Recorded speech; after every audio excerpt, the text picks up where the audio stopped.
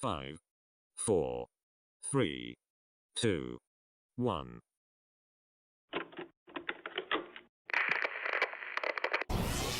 They ain't never seen nothing like this before. Lit the room when I came through the front door. Ask me if I should overcome, what for? Train in the trees, please pardon my sycamore. Touch burning sands, cross lands, and stormy shore seasons in the year, yeah. Ain't no challenge for champions and chain no fear. Yeah, the championship. Good morning, everybody. Are you ready for another amazing day? I almost am. I'm sitting here, getting everything prepared. You know, I'm scrambling around at the last minute. That's kind of a normal thing, man. People who know me, they bust my chops all the time. You know, they're always like, dude, you're always a little bit late. And I always remind them fashionably. And that would work if I didn't have makeup on my sweater. It's that powder, man. I'm not used to that. You know what I'm saying? It felt kind of weird, actually. The first time I ever even thought about that. There was a video. I was getting into doing videos again, and it'd been a long time, and you got better equipment, and they were talking about lighting, and so I'm like, oh, yeah, I'll buy some cool lights. And you can see them even behind me. I don't know if you can see that kind of blue. I can change my lights. I've got an app that allows me to change them. But I'm changing my lights and everything else, and my face is bright as the sun. It's just like bling, just completely, just amazing, you know. And I was like, man, what's going on with that? How do you change that out? What do you do? And I watched a video, and there was this dude, and he looked like some guy, you know, you'd see on a local TV station. He's been on there for a long time, like Storm Johnson or something like that. And he was like, you know, man, this is a real thing. You got to put on a little bit of makeup. And I'm thinking, what? I ain't going to the makeup store, man. I'm going to, you know, I'll have Allie go, or I will, you know, pay some grandmother. Nobody's even going to be suspicious of that. You know what I'm saying? Like, but if I'm walking up in there looking the way I do, and I'm rolling up looking at the powder thinking, oh, is that, you know, is this good primer? Give me a break. Give me a break. Oh, how was your weekend, everybody? Glad to see everybody in the comments section. Bunch of you saying you are ready. Mario's ready. Bridget is ready. Linny is ready. Bioga's ready. A bunch of people are ready for today. You better be, because it is going to be just gangbusters.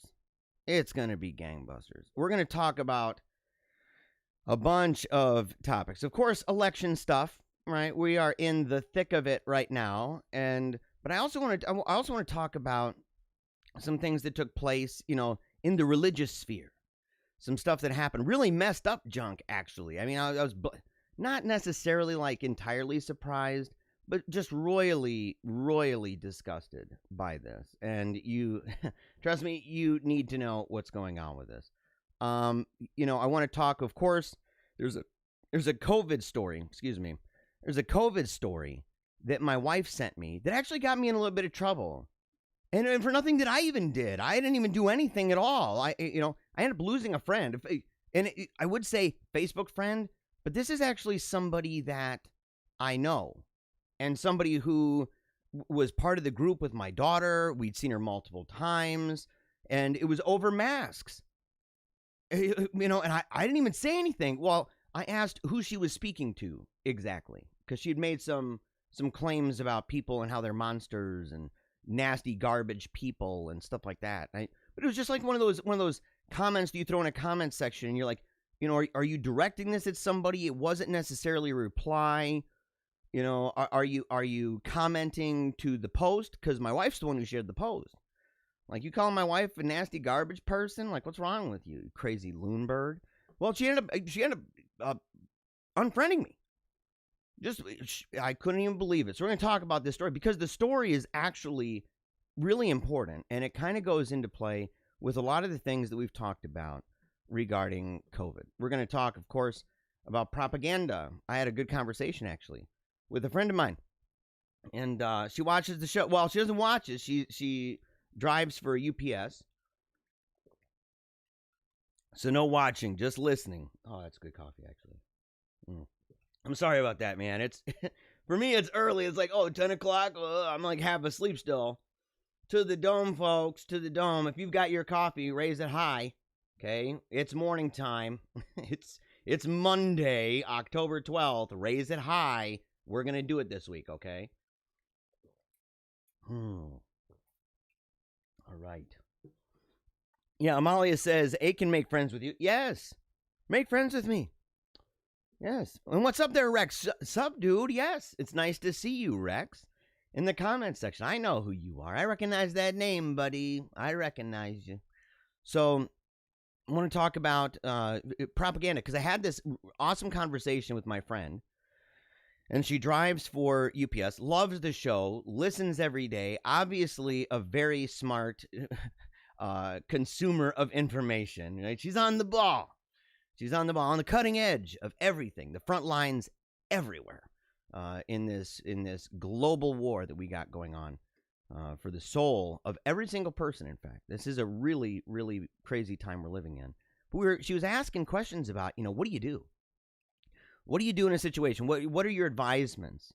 And at the core of it, other than things that we could talk about, of course, having to do with prayer and going to church, being part of groups, things like that, I said people need to be very, very aware of the information war.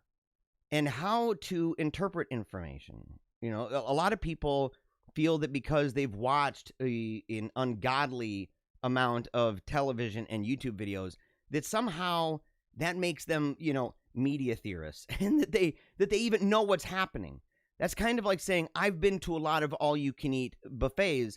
I am a health expert. No, you are not. You have a lot of learning to do.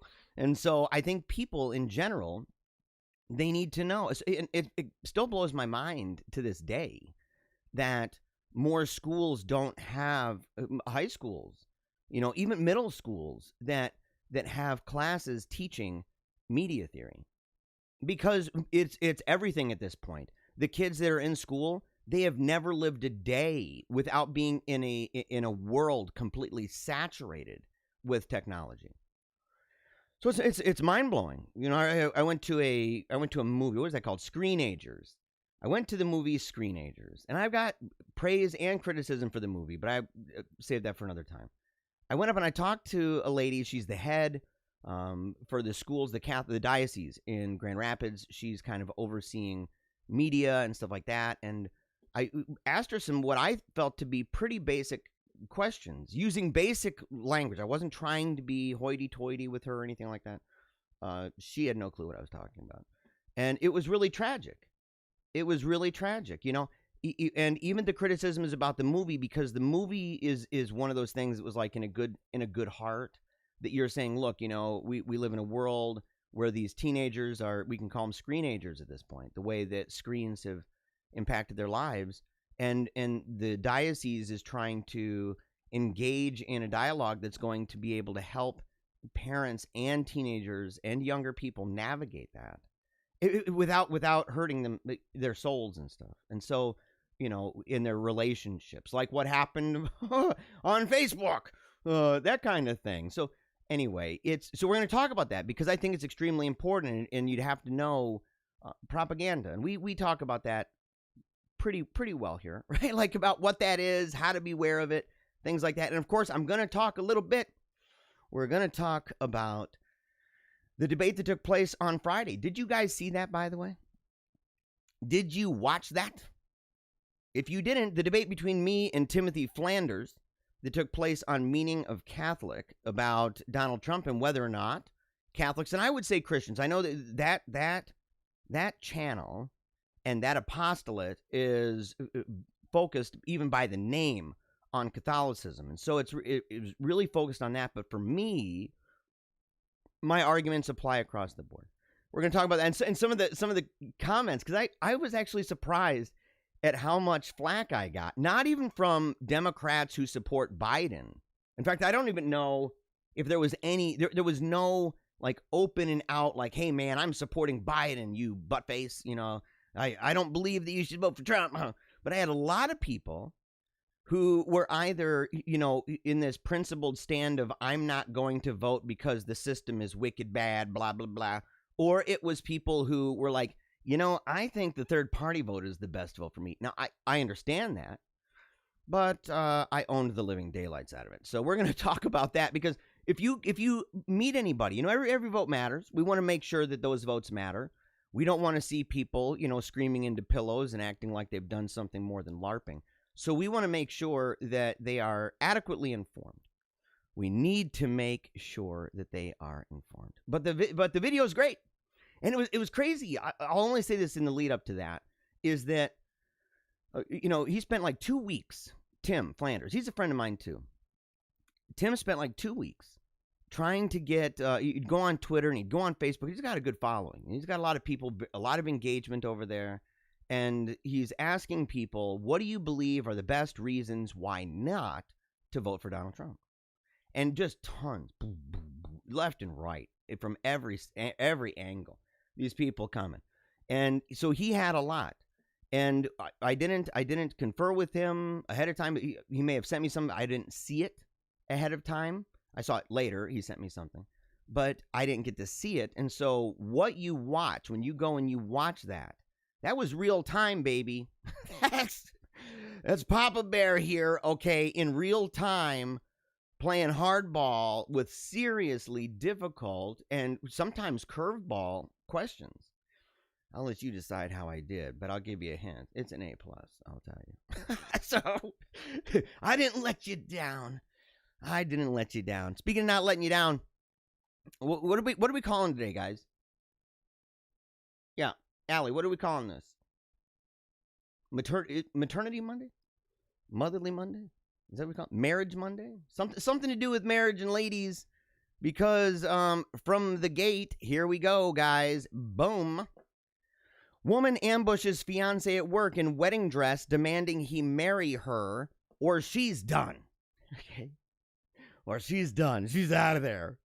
Oh, and look at her. Look at her. She's all in. Oh, yeah, okay. What would you call that? Verklempt? What's the good word for that?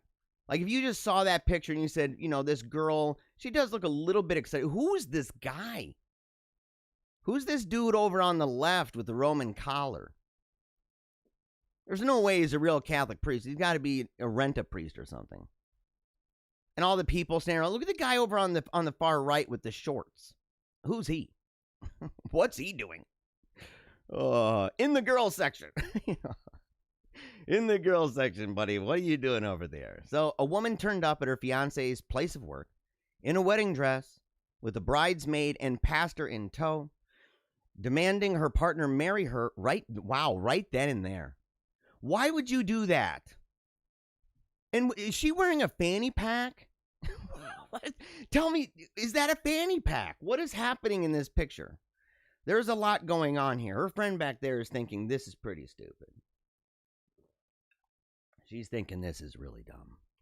We're going to find out how dumb this is. Let's see. We're keeping up with really important news. By the way, I told the staff, I said, you got to slow down, man, on the great animal takeover of 2020. I know we've been on it. We spent all last week on that, and they assured me, they said, look, we got you a lot of other memes. Don't even worry about that. Got you a whole bunch of other stories. There's a lot of funny things out there, and a lot of really serious things. You don't need to spend all your time worrying, about scary animals and Animal Farm being real and stuff like that. Because it's pretty traumatizing thoughts. Shoppers in Target. No, wow. So they're in Target.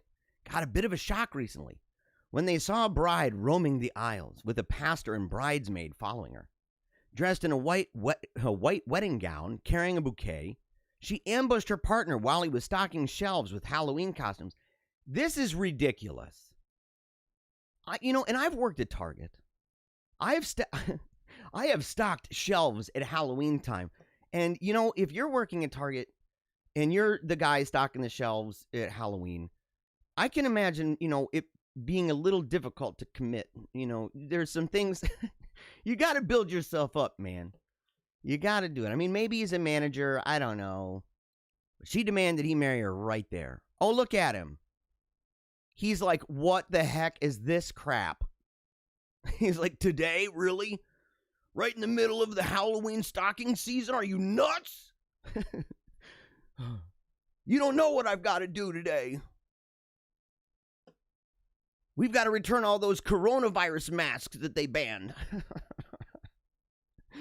Oh.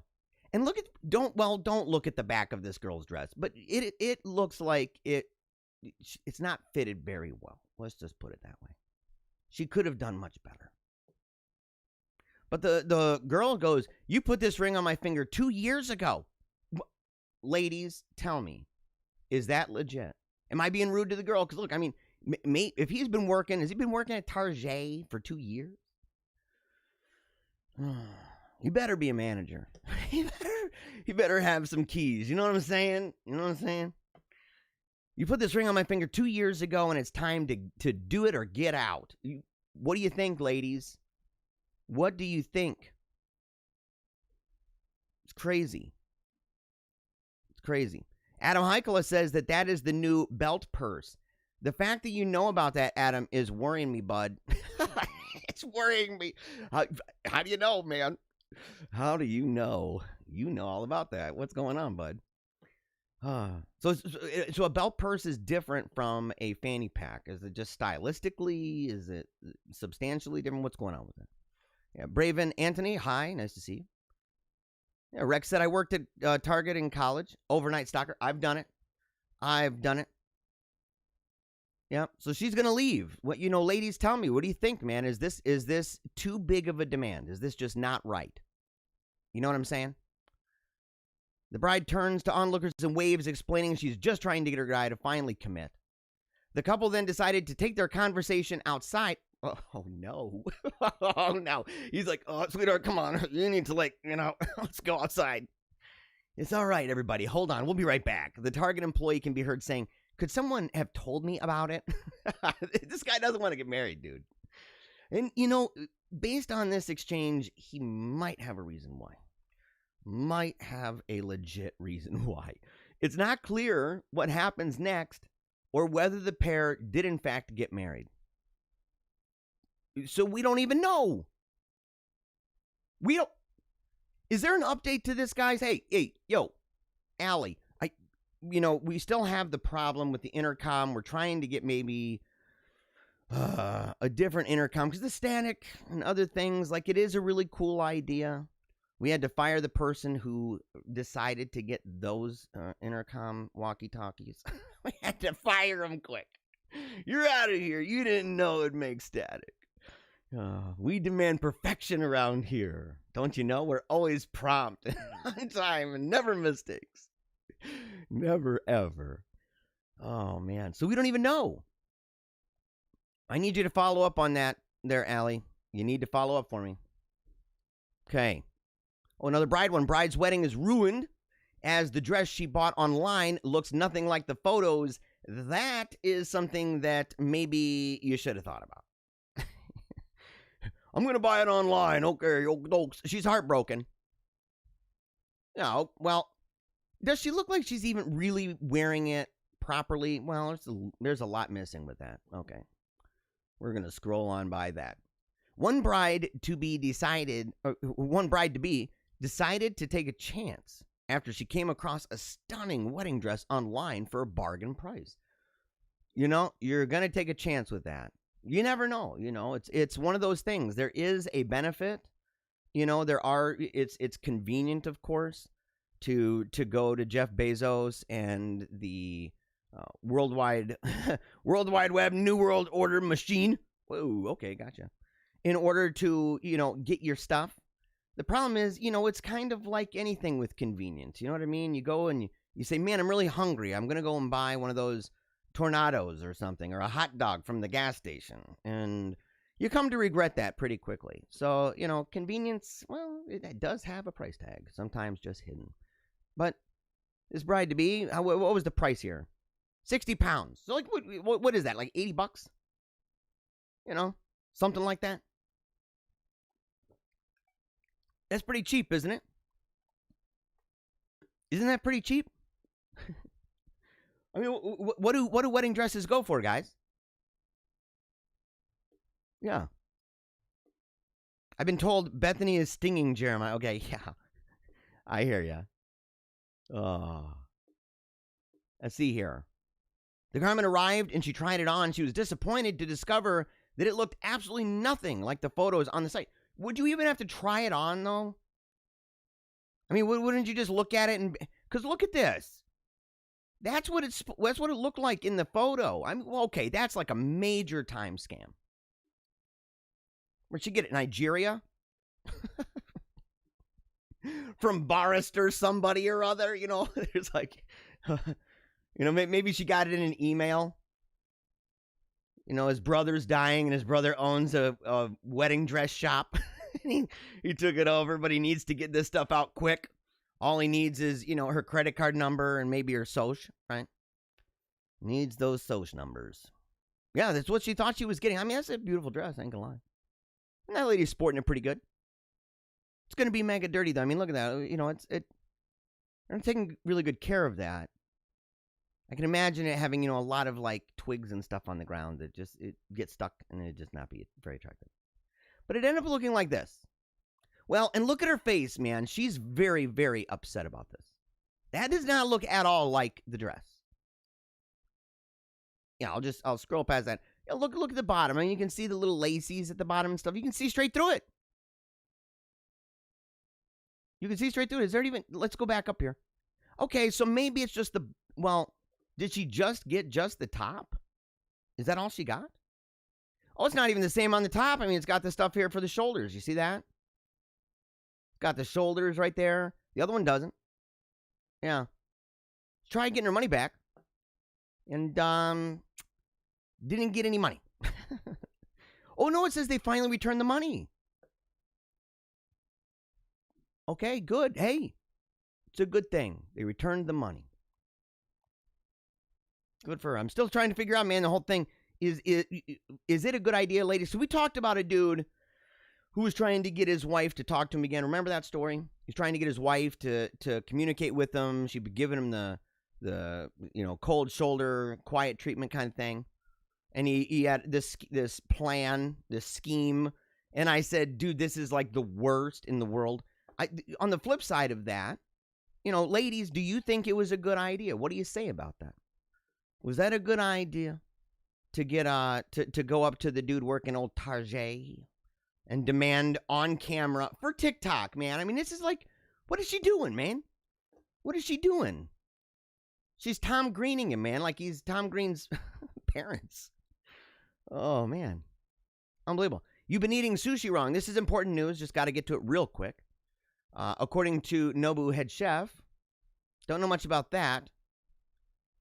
Greek-raised chef, is it like, what does that add to it? Does that add something special? First ever female head chef. Okay. Eleni, what is it?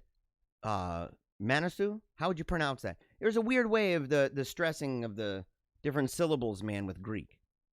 Yeah, like, I think we call our son Athanasius. It's actually like Athanasius. And so there's a way that they stress that. It's a little bit different. So I don't want to be hacking this lady's last name. Yeah, first female head chef, right, of this at Nobu's. Speaking to female, oh no, guys, can you know that basically if you know that there is an article coming up from female, that it might be, I don't know what's coming, but we'll find out. We'll see if this gets bad. The expert has shared her top tips for eating sushi and the biggest mistakes that people make. All right, what do you think those are, by the way? If you had to guess, we're going to see here. Let's see. She told the publication she believes people should use their hands instead of chopsticks. Dude, I bet there would be a lot of Asian people that are they're like, oh, yeah, right. You're obviously a Westerner. You're obviously a Westerner. It's like, that's like somebody said, I really think people should eat their pizza with a fork. You know? But then again, you know, if you don't eat it with a fork, you could end up doing, what's the guy's name, man? The governor. The former governor of Ohio. I can't believe I'm forgetting. John Kasich. Remember that guy? The pizza situation with that guy? It was really embarrassing. Very, very embarrassing. But she says use your hands instead of chopsticks. Oh, the truth is, I think most people probably do. You know. She said, in my opinion, you need to eat sushi with your hands. It needs to be fast. As soon as the sushi is served, you want to eat it. That makes a little bit of sense. Because you're dealing with some raw fish. You don't want to let that bugger hang around for a while. You know what I'm saying? You got to be real careful. I dip the fish side into the soy sauce and eat it upside down with the fish to be touching my tongue. Okay. What do you guys, I guess, yeah. Do you guys even care? I mean, I assume I've done that before. What is she adding to this conversation, honestly? To be honest, that's kind of like, eating it with your hands. It depends on what crowd she's talking to. If she's talking to Asians, that's a little bit of like cultural imperialism. I mean, she's basically saying, you guys may have started this, but you got it all wrong. I'm the first female head chef. Listen to me. But, the thing is if it's kind of like preaching to the choir a little bit, it feels like. If she was like, look, when you're eating General Tao's chicken, you need to make sure that it's like really, really icky sticky with a bunch of the sauce on it, and it needs to be really deep fried. Like, boy, of course. Of course, man. We're Americans. What are you talking about? She continues to say that adding wasabi to your sushi is also an error. An error? What is wrong with this person? It'll overpower the flavor. Yeah, I mean, if you put a bunch on, so you should not try to use too much soy sauce. Yeah, these people here, they gave her the middle finger. You can see right up there, they have a big blob of that delicious green wasabi. Good for you.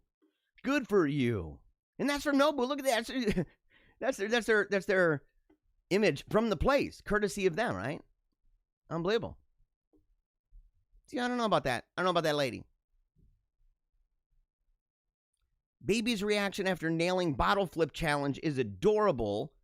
You guys got to see this. This is, again, family thing. I don't know as much about how the wasabi thing got stuck in the family. Maybe to say, do you really want to marry somebody like that? Maybe for the money.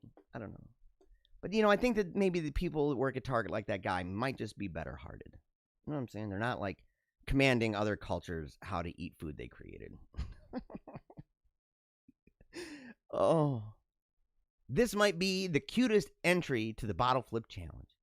It's a little girl, Rachel Marie Beheza. Or no, okay, yeah, it's a mom, I guess, or somebody. Shared a Facebook video of her daughter nailing the bottle flip challenge. Let's see this thing. That's not as easy as people think. I mean, it can be, I've seen people do it where they're like masters at it, and you're thinking, when are you going to start the pro league? Are you going on tour? They're like, I'm already on a travel team, buddy. We do this professionally in arenas and stuff. All right, yeah, let's see this little kid, because this little kid looks pretty cute. Let's see.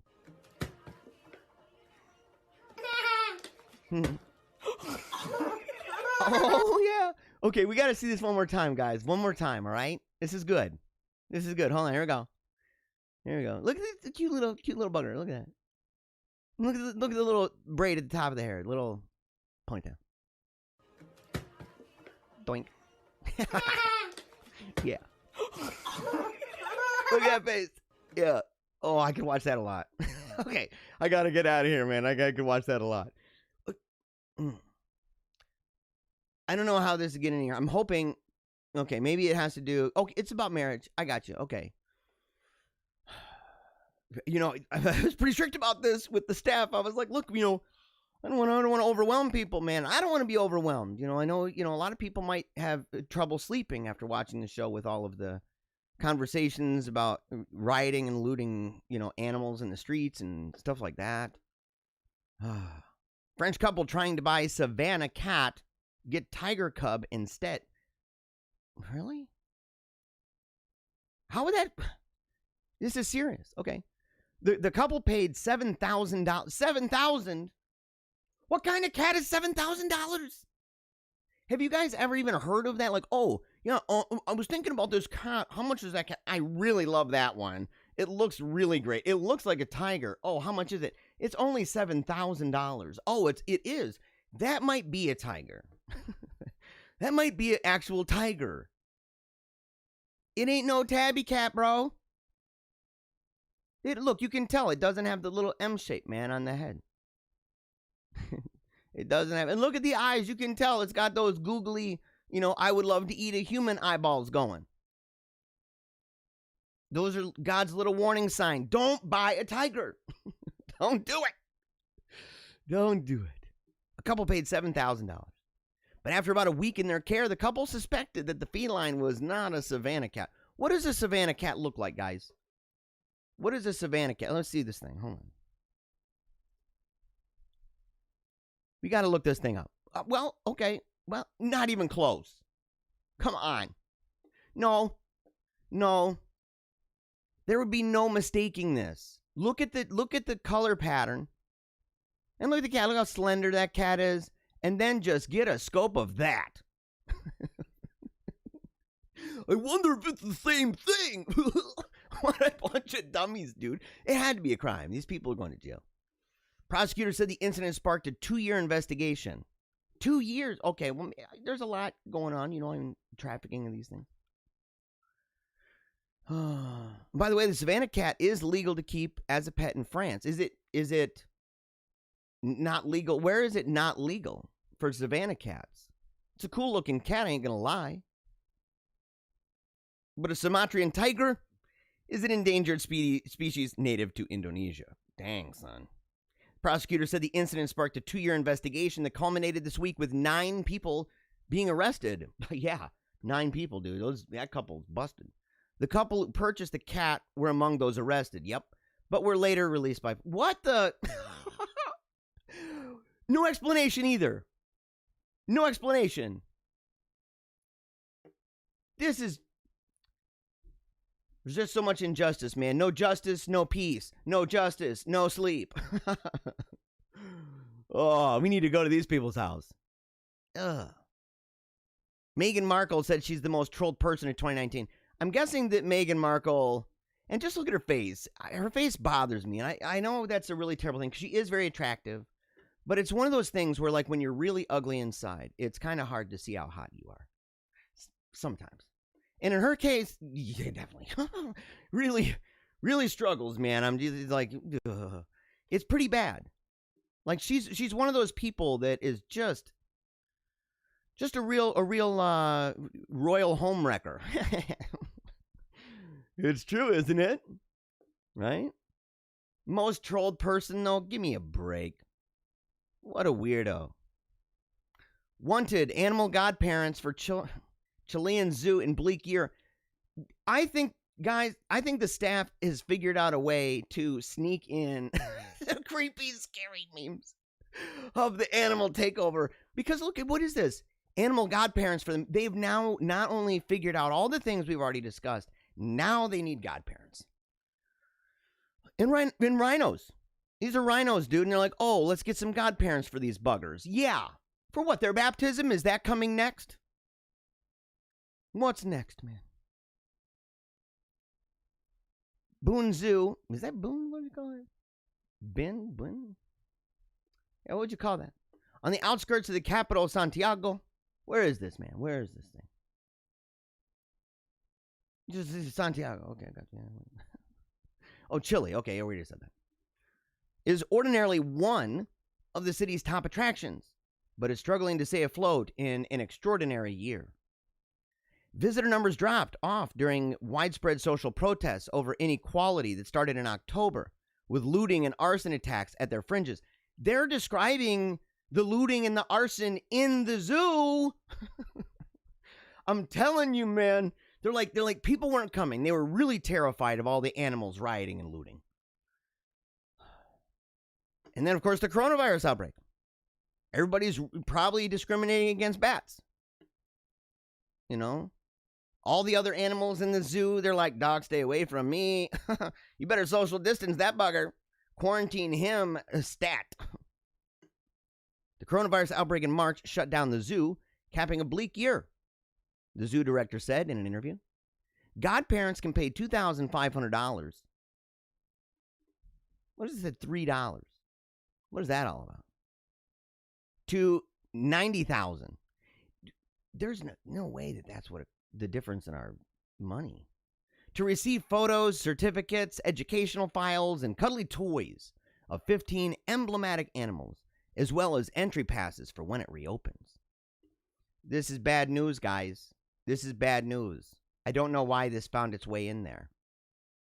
Dad moves daughter out of room after chilling discovery on the baby monitor at night. Oh, wow. This sounds really great. What's on the baby monitor? Oh, it's one of these things. What do they call those buggers? Orbs? What do they call them? It says, I was blowing in basically every direction of the crib since I was following its path on the monitor. With how much movement I made in the air, there's no way it would have stayed the same speed and location. I mean, trying to be scientific a little, right? Some said it could be a spirit orb.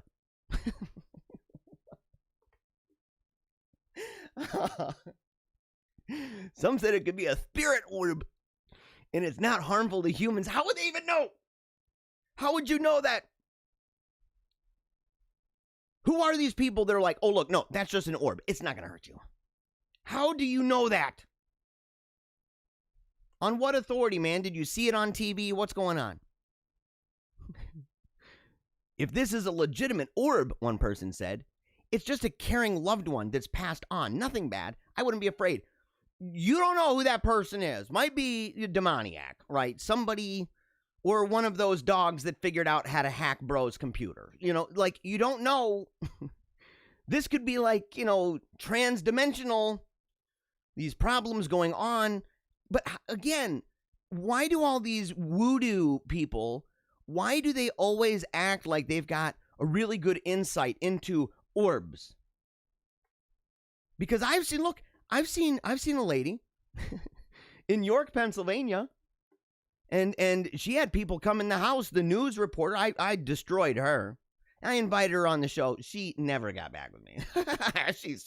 She didn't like it. She didn't like it. So I was actually going to ask her journalistic questions because what she did was dumb. You should go watch it yourself. Look at how stupid that thing is. It's just phony baloney, fake sauce. Oh, man. But the thing is, that lady in there, she would put her camera, she'd take her phone. She had one of those, like, a little door that would go up to the stairs and everything, up to the top floor. And she would, where her room was, by the way. And she would put her phone, kind of peek it around the corner, up the steps so that you could see.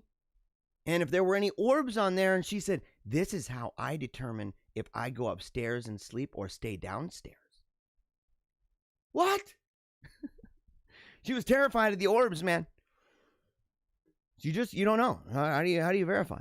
Another viewer who seemed to have a similar experience wrote, we used to have orbs in my daughter's room all the time. I could see through the monitor. We found they were around more when she was sick. Maybe because they're making her sick.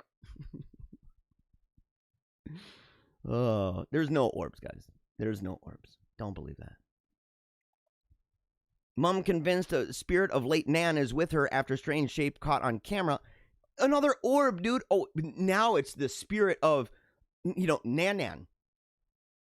Dude. In the video, Katie's dog is barking frantically at Jaden when he's getting ready in the bedroom.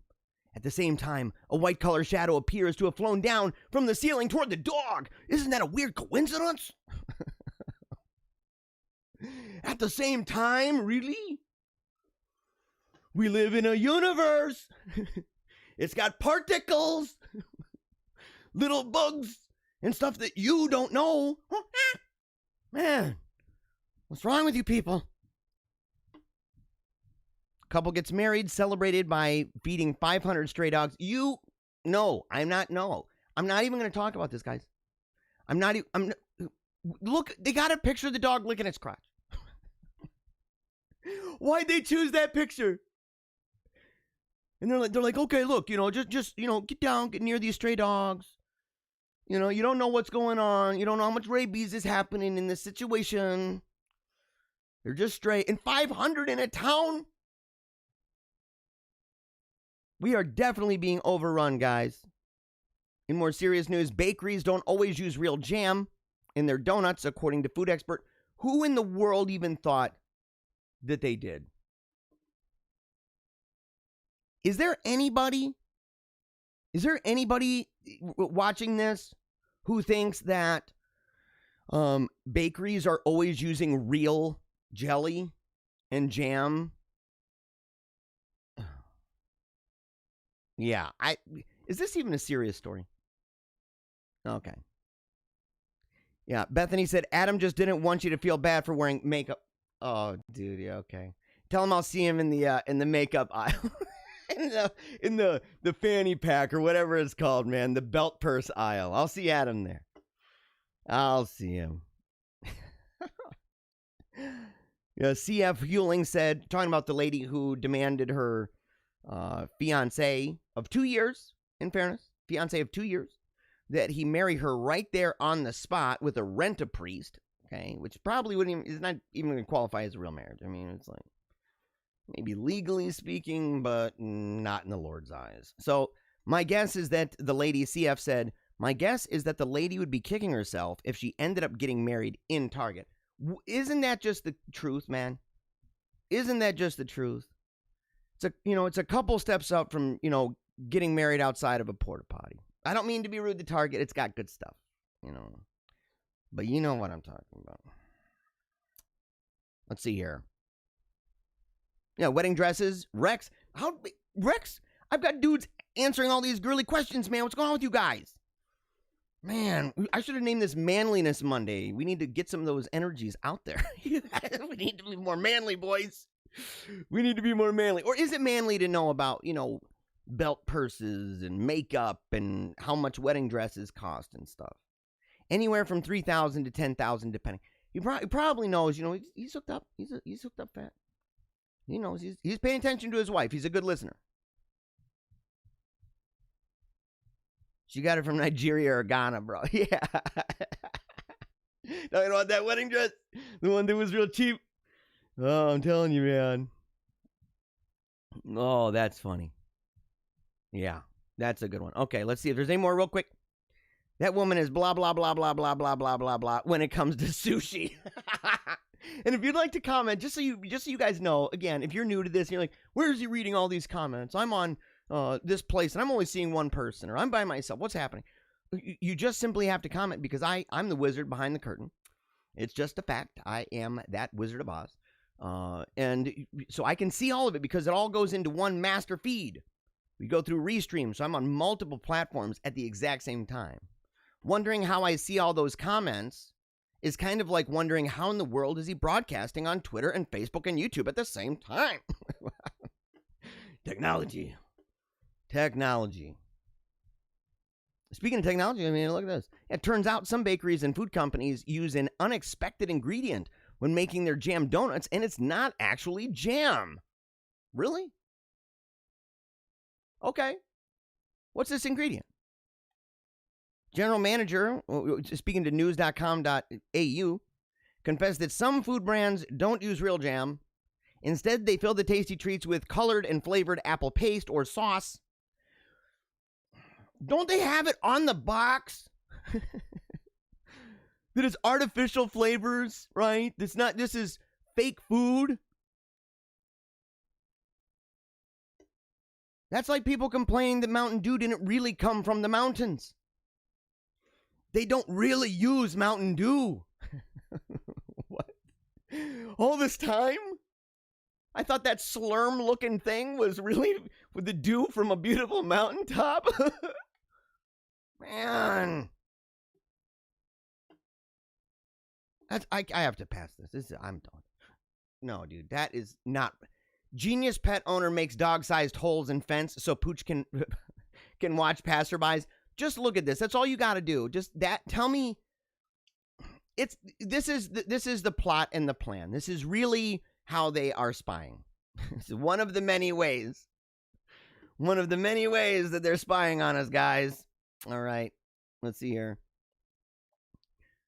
Dude. Cat owner's incredible optical illusion snap turns feline into some sort of god. Why are you showing me this? Oh, that's why. Yeah, this is the birth of the religion of the cats. They are coming back, right? They're taking over, guys. The cats, they're all going for dominance at this point. Who's going to win? What animal is going to rule this new world order? What animal? That one. Okay, I remember Allie said she was going to send this to me. Remember we talked about the guy that was dressed up as a goat? That is what he wore. So I could blend in with them. Oh, yeah. Mm-hmm. Yeah, dude, look at you. Look at you. What is that movie, guys, where the guy's like, hey, you know, or the skit, you know, hey, fellow high schoolers or fellow young people, what's going on, kind of thing. And you can tell he's like 50. No goat was convinced by this dude. None of them. Oh, look at this. These are like in action. Look at him. Oh, he's trying. Is he kissing? No, dude, we're going to not even look at that. Oh, he's getting little licky kisses. You should have gone to a petting zoo, man. Because in this, you look like you are maybe in need of some serious disability pay. You need some help. Oh my gosh. What if this is like his fetish, dude? Like, well, obviously, we all know. This is kind of an obvious thing. Look at it. We know what's happening inside. But what if it's also kind of like the Cartman episode of South Park? You know, where he wants to get into the Special Olympics. And this guy's like, you know, I was convicted watching that. I did think about it, but I felt like, well, I could still get off on the idea by pretending that it's to be a goat. But to really play it off and not, you know, not have people think he's too weird, he had to actually do it. It's a double-edged sword, though. And then look at this picture, man. It's like that Western man picture, you know, where there's a guy. What's the name of that? What's the name of that photo? Real popular. He's standing on kind of the edge of a cliff and he's looking down, and you got the clouds and everything like that. Really, really cool picture. On a lot of like Nietzsche books and stuff. It's kind of like that, but it sucks. This guy's. It's like one of those moments, man. Oh, is he wearing braces? He has to be wearing braces. And weird heels and everything. But why the blue pants? I mean, in the red little stripes and well, I guess it's like trying to be skin and stuff. This is very poorly done. I know he got a prosthetic guy to make that stuff, but the truth is he should have gotten somebody to make a costume for him. Okay, last thing. I've got more of these crazy stories. We're gonna skip them. So we got important news to talk about. And we've been at this for a minute, but these we'll not say it because I don't want to get in trouble for copyright. This is actually a news thing. I don't know if this guy is gonna get it pulled. I don't know what's going on. But they're laughing. No, we're not even looking at this anyway. No, dude, no. We're saving it for tomorrow. We're saving it for tomorrow. Oh, okay, no. You... Allie. I knew it was coming. Deep down inside, I knew. I said, dude, it's going to happen. I know they figured out a way to sneak in these animal things, but I've already committed. There's a whole bunch that we're going to deal with tomorrow, so make sure to come back, of course. Same bad time, same bad channel. All right. On to serious news. And I got to say this first. And I hope this is okay, man. I know it's a private group. And I feel badly. I just realized this. I just thought about it. Like, maybe I can get in trouble for that. Isaac Goodnight with the Mad Viking Beard and Mustache Club. By the way, it's a great organization, by the way. I should get more involved again. I used to be pretty involved when my daughter was alive. They were big Team Tiny Dancer people. Huge supporters, you know. We were just super grateful for all of them. My best friend, he's part of it. Him and his wife, you know, and they send memes too. They're some of the people who send memes. And so, but this is somebody that they know. I don't know for sure if I've met and spoken with Isaac, but the thing is, Pick on the Left is 2 years ago, right a week ago, so recently. All of these pictures are post-stage 2 astrocytoma. And for people who don't know, it's brain cancer, but it's a certain kind. My daughter had an anaplastic astrocytoma. I don't know exactly what kind of astrocytoma he has, but it was re-diagnosed recently with stage 4 breast cancer, stage 4 brain cancer. I get it confused, to be honest, because my sister is stage 4 breast cancer. And so I've been saying stage 4 tragically way longer than I've wanted to have to say. I ask you guys to pray for him. I don't do this very often. And I don't even know him. I don't know him, but somebody shared this with me, and they said, look, man, They said astrocytoma. It's the only thing. And it's one of those things you guys just have to understand that in my world, I get a lot of messages from people who are dying, asking us to pray for them and asking for advice. And it can be really hard. It was a while where, there's a kid named Tim Reese in England. Just an amazing dude. His story is powerful. Same kind of cancer as my daughter. And he lived longer. He lived longer than Samantha did in England. But they did a lot of things with him. And he made a big difference in a lot of people's lives. And they have a nonprofit. In fact, maybe even more than one. They're always doing special things in his honor, and it's always great. I mean, there are a lot of people come in, so people even years later are just continually impacted in that particular way with that. But when he was going through what he was going through, I remember following, even after my daughter died, following his story, and I was so excited, because he was doing great. I kind of got away for a while and came back, and things were not so great anymore. And I remember seeing his mom post and just the agony that you could hear. And she's an awesome person, by the way. We've never met. We've spoken only a couple times, really. But at the same time, I've followed their story, and just a powerful family story. It really is.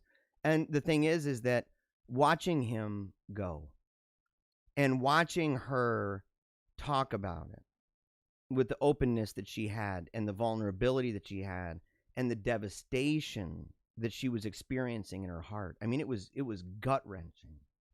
I had to get offline. I couldn't do it. Times passed, though, and I learned that I can try to run from it, but I still have a cell phone.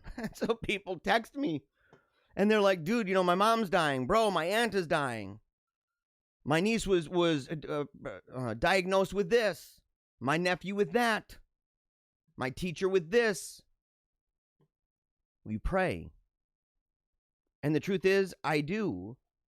But I'd like it if maybe you guys did it with me. And so just today, and I mean it, I know that a lot of times that people will, they'll say that they're going to pray. Okay, I got to get this out. They say that they're going to pray. And I do this too sometimes. I say I'm going to pray. Hey, pray for me. Yeah, I'll do that. And I mean it in the moment. But then I get distracted. And I end up doing other things.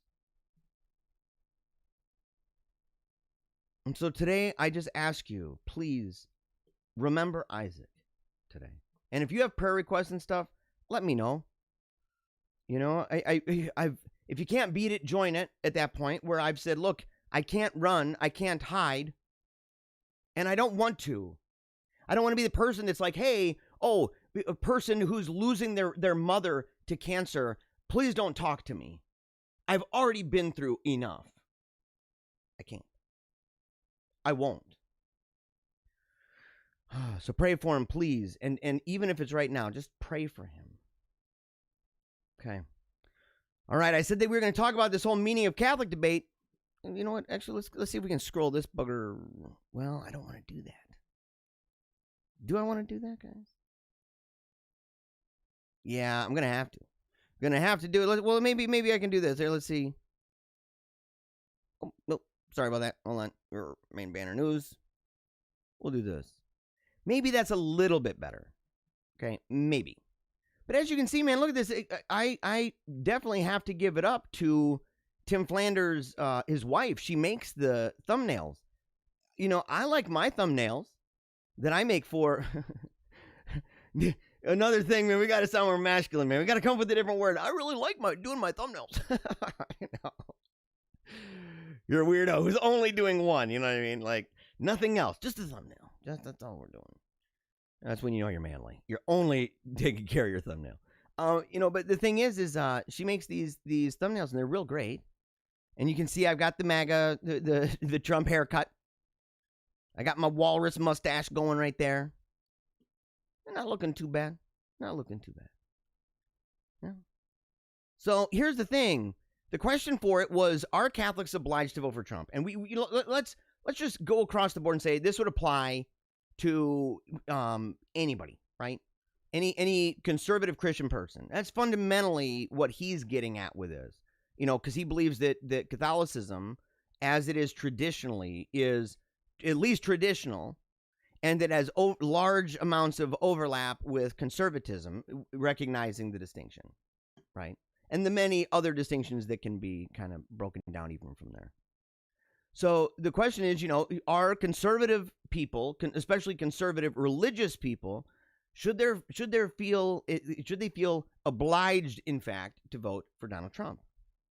I didn't like the term obliged, but I told him, he asked me if we should change it, and I said no, only because it had already gone out, and number two, because we can explain what we mean by that. And he did, in fact, at the beginning. But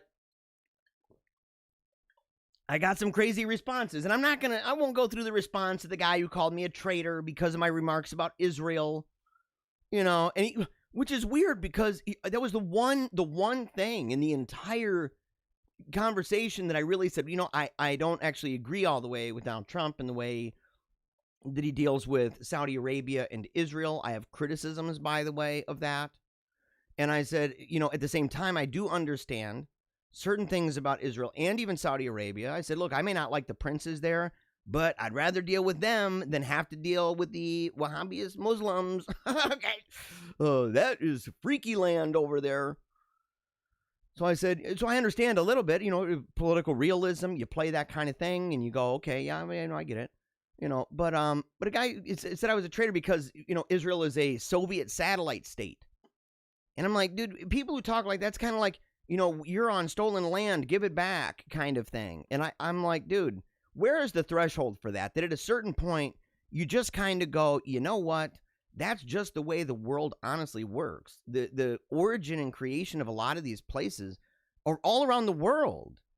It comes oftentimes, even smaller places like cities and townships, villages that may have had big time skirmishes, and the idea of, well, it started out this way, therefore it ends that way, is just absurd. It is just crazy. Yeah. Before we move on, I got to say this. Allie looked it up for savannah cats, and it depends on generation. A purebred is 1,000, and the most expensive is an F1 savannah, which is 16 plus. So, okay, so it was within the range. It was in the range. Robert Dodge said President Trump to get reelected. Well, let's hope so. Yeah, prayers for that. Is that, yeah, we got to do it, man. Prayers for America to wake up. That's what the show is about. And that's what this debate was about. But I had people, and this is weird, man. You guys let me down a little bit. Okay? You didn't go on there. You need to go on there and you need to comment because, as per usual with social media, so much of it is just a bunch of haters, man. And people who, sometimes can't reason beyond a headline like this. And I took the person's name out because I actually care about this person. But what this person did is something we can use that's instructional, that we can use it as in an educational way to avoid pitfalls like this. Because it really did make, on the one hand, this person look smart, and yet on the other hand, like a complete buffoon. I don't mean to be rude, but it is true. When you argue against a headline that involves over an hour of rapid-fire, hard questions flying at you a million miles a minute, and you're knocking it out of the park like Babe Ruth, and you don't get past the headline, what am I supposed to say? That's sad, man. The short answer, no. And I defy anyone to suggest that we're compelled. I defy. You could tell, man. I was like, this angry words. Slow down, man. Come on, dude. Throw a brother a bone, for real. This guy knows me. This guy knows me. Come on, man. I'm talking about churches teaching on this to the teaching of contraception and NFP. The church does not tell us what sober or serious reasons are. It doesn't tell us how many children to have. What? You liken the church's teaching on this to the teaching on contraception. What? I don't know. You have to break that one down. You'd have to break that one down big time. I don't know. Maybe. So I wrote this. For your information, Tim described and clarified at the very beginning of the episode what he meant with his use of the word obligation. And if that wasn't clear enough throughout the entirety of the discussion, I emphasized the limitations of my contentions during Q&A and final remarks. I did. I said, look, I felt that I made that really abundantly clear the entire time. I only say, nay, reiterate this, because it sort of sucks that after having made it through the gauntlet of Tim's otherwise excellent and hard-hitting questions, I'm stuck back at the starting line. I'm reading questions and criticisms in the comment section, and they don't even have to do with anything I said, but with the title of the show. With the title. It's no better and no more respectful to the people who actually do writing. And this dude's a writer. He's written a number of things. I wonder if he hopes people actually read the freaking thing. I love you, buddy. I hope you get the shtick, by the way. I hope you're okay with it, man. Because another person, some people are like, dude, you're a real jerk. I'll buy this guy a beer. I'm going to hang out. I would love to hang out with this guy. Go to his house. I sincerely care about this guy. But he knows it, man. Come on. Don't even go there with me. He knows it. And I said, if nothing else, the seriousness, depth, nuance, and the humble concessions in my performance warrant you actually listening. You can even put it on double time. You can put it on double time, man. Another person wrote, if we were to vote based off being most in line with Catholic teaching, it would have to be Brian Carroll, the American Solidarity Party. Have you guys heard that, by the way? We probably haven't heard of the American Solidarity Party. I mean, there's like 10 people. But, the thing is that, do you hear people who say, you got to line up with the person for the executive branch, by the way. And they don't even think about this. For the executive branch that most lines up with everything that you're doing. And you're like, okay, so that's the only consideration. That's an all or nothing. That is a revolutionary all or nothing approach to the world. That's a revolutionary spirit, by the way. It is. It's like people who are into that accelerationism or whatever. That idea with, the world's going down, so, it's okay to make it so that it actually burns down to the ground, because from the ashes of this, the phoenix of my idea is going to arise. No, it won't, dude. You think that your little group of people that right now has no cultural influence, which is why you're even at a place where you say the world is on fire, that when all of it comes crashing down, that somehow magically you're going to be transformed into this super amazing group of people that will be able to sway or by force take over and your utopia will arise? Are you nuts? Nihilistic loonbirds? You people are dreaming. Man. It's so messed up to think, and think about the weirdos that actually think this way. They might be, good-hearted people and say, look, I love my neighbor and stuff. I just don't mind if everything burns to the ground. Freakazoids, man. Do not trust these people. That's a big if you have there. Yeah. If we were to vote based off being most in line. Yeah.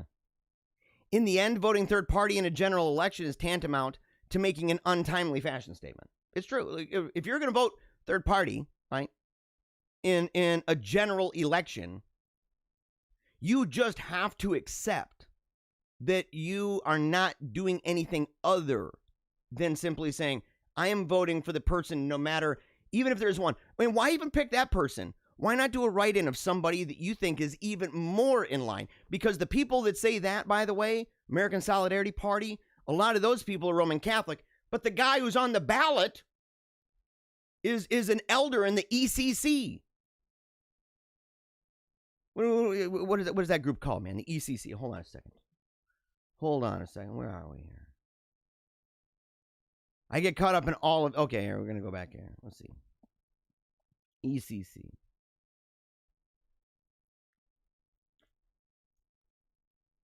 Evangelical Covenant Church. The Evangelical Covenant Church.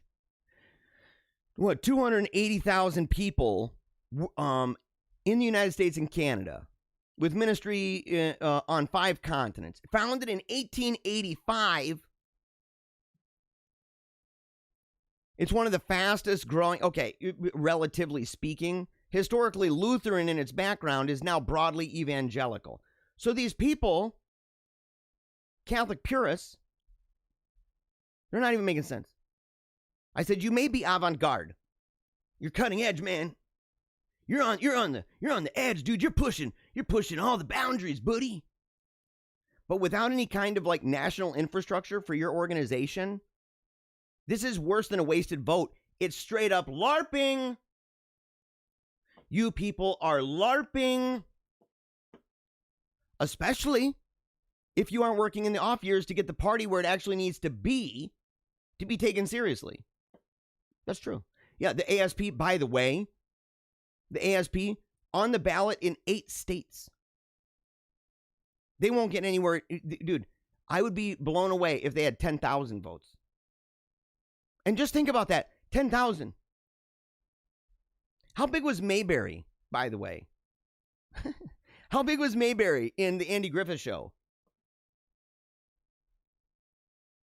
If you were to put Dorr, Michigan, and Byron Center together, would that be about 10,000 people?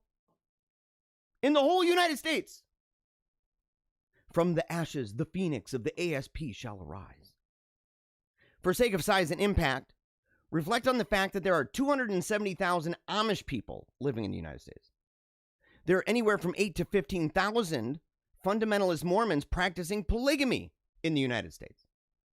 And while admittedly much smaller, Oneness Pentecostal serpent handlers come in around half the number of those who voted ASP in 2016.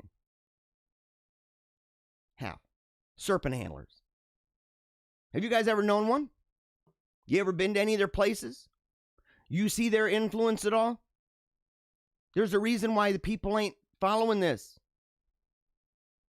Political perfectionists, they are also known, these are revolutionary separatists, by the way. They are revolutionary separatists. And when people come and talk to you that way and say, well, I'm going to vote for Jo Jorgensen or whatever the crap her name is, libertarian lady. She's a loon bird, dude, by the way. She's LARPing. All of them are. Green Party, LARPing. And dude, I have voted third party. I used to do the LARPing thing, man. Gave that up. They may shrug off the harsh reality. You know, these people, they might not be bothered by the numbers. They might shrug off the harsh reality of their statistical irrelevancy. But in the end, their voice would be heard just as loudly if they stayed home and screamed into a pillow. You might actually be more productive that way. And it's crazy because in 2018, remember, Brian Carroll is the name of the guy. Brian Carroll in 2018 ran against Devin Nunes, by the way. What a weirdo, man. What a weirdo. To go against Devin Nunes. Are you nuts? With what was going on about Russiagate, what would Brian Carroll have done? What a kook. These people don't even understand. These people are dangerously ignorant when it comes to politics. They don't even understand how power works. Well, of course they don't, because they've got about the number of people, in the United States, similar kind of in the ballpark of people who practice polygamy.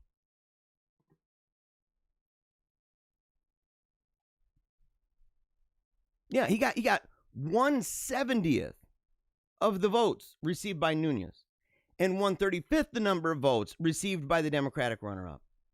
And this is important, guys. Listen to this. I'm so sorry to say this. This is just harsh reality.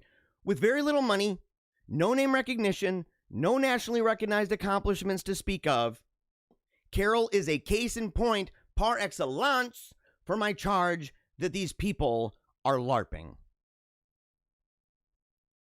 Even the libertarians.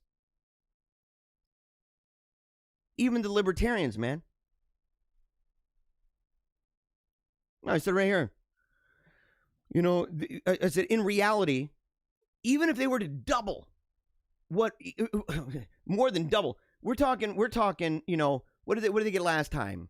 3.7% or something like that of the vote. And that was record breaking. Let's say that magically, somehow, they got 16% of the vote. It would still be LARPing for the entire election season for people to say, you have a shot. No, you don't. No, you don't. You aren't even close.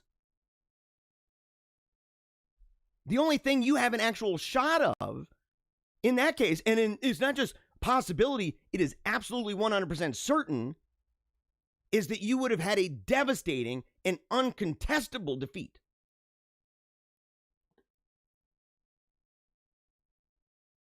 Yeah.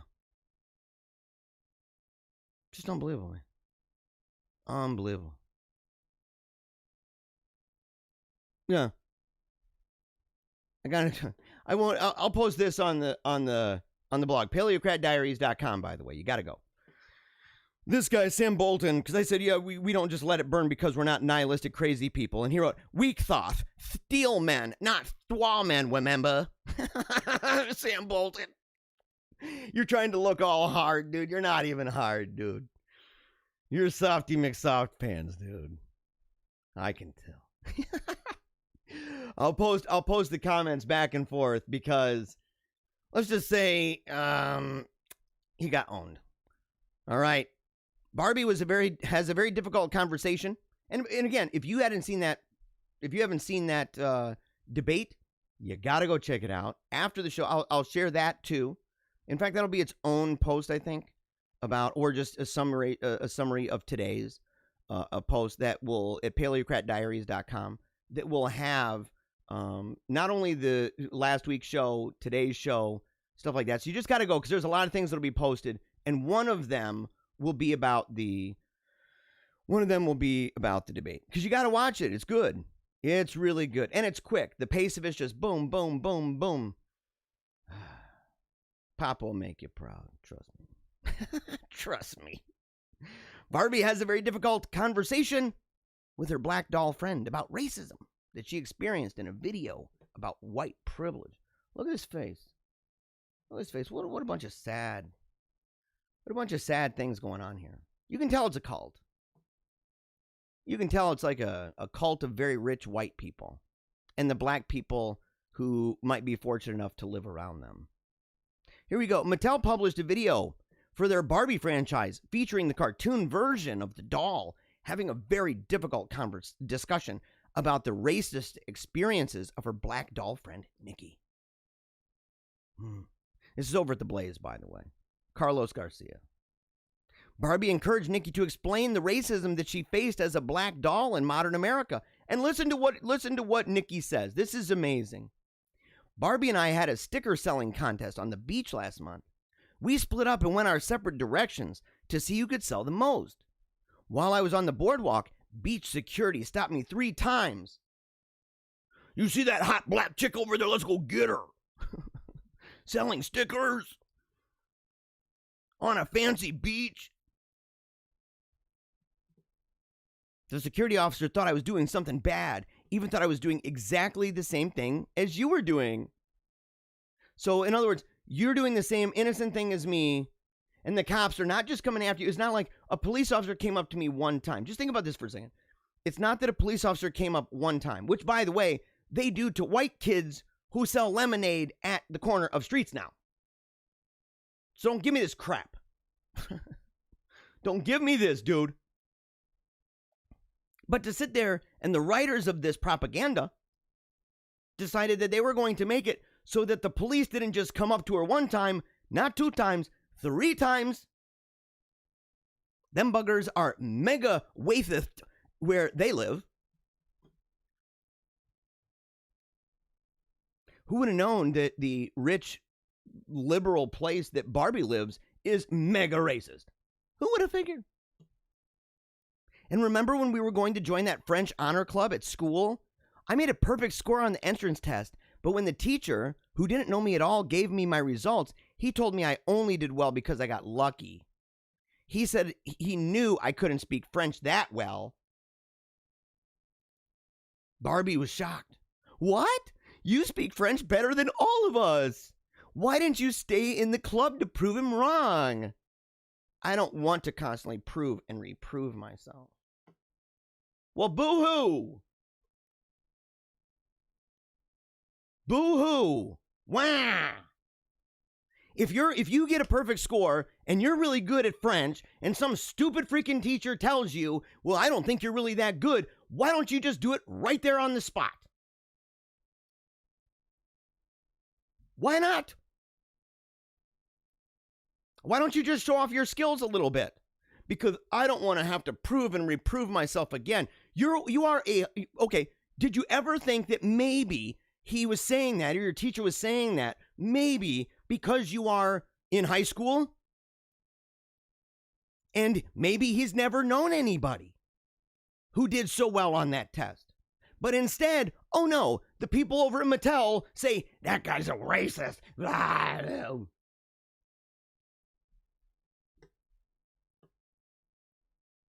Just prove him wrong, you dumb buffoon. I need to stop saying dumb idiot. I've been told that's really mean. So I'll say buffoon. You dumb buffoon. Isn't it true though, guys? Isn't that driving you nuts? Doesn't this crap just literally make your hair go on fire? Such easy answers to all of this, by the way. But Mattel's never in a place to have to try to defend their position. They have a group that just says, well, what's the propaganda we're pumping out today on all the kids? What's the narrative? What's the story?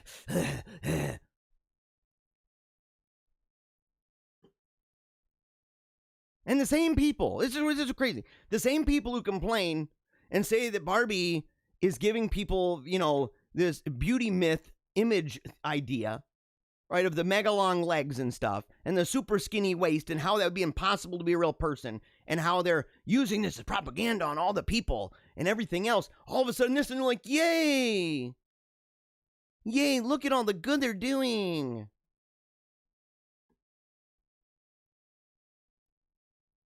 Oh, Barbie goes on to define everything.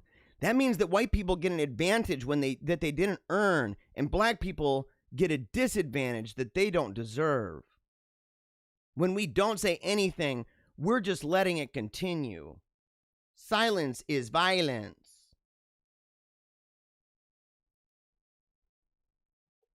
Yeah, USA Today claimed that the video had gone viral without noting that the Barbie YouTube page has nearly 10 million subscribers, and the video only had 247,000 views. Other videos on the page, like the one entitled Mermaid Sparkle Slime, got 625,000. Because people are like, oh, come on, don't force this crap on my kids. If you have that cult complex going on with you in your home, that's your business. I'm not going to come in and try to change it, but you want to put it on your YouTube page, I will skip over that. I'm not even going to look at that. I'm not going to play it. I'll put this with the funny one because we got too many serious stories, but this is a good one. This is a good one. Man who agrees with the media, universities, corporations, and Hollywood thinks he's part of the resistance. In fact, we'll blow through this stuff. No, we won't. That's a lot of highlighting. That is a lot of highlighting, man. Oh no. Busted. Joe Biden removes his face mask to cough. Think about that.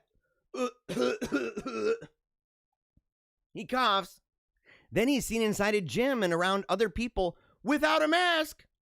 Super spreader Joe. Corona Joe. Oh my gosh. I wonder if the media is going to be all over him. I wonder if they're really going to finally talk about how he's just completely out of his mind.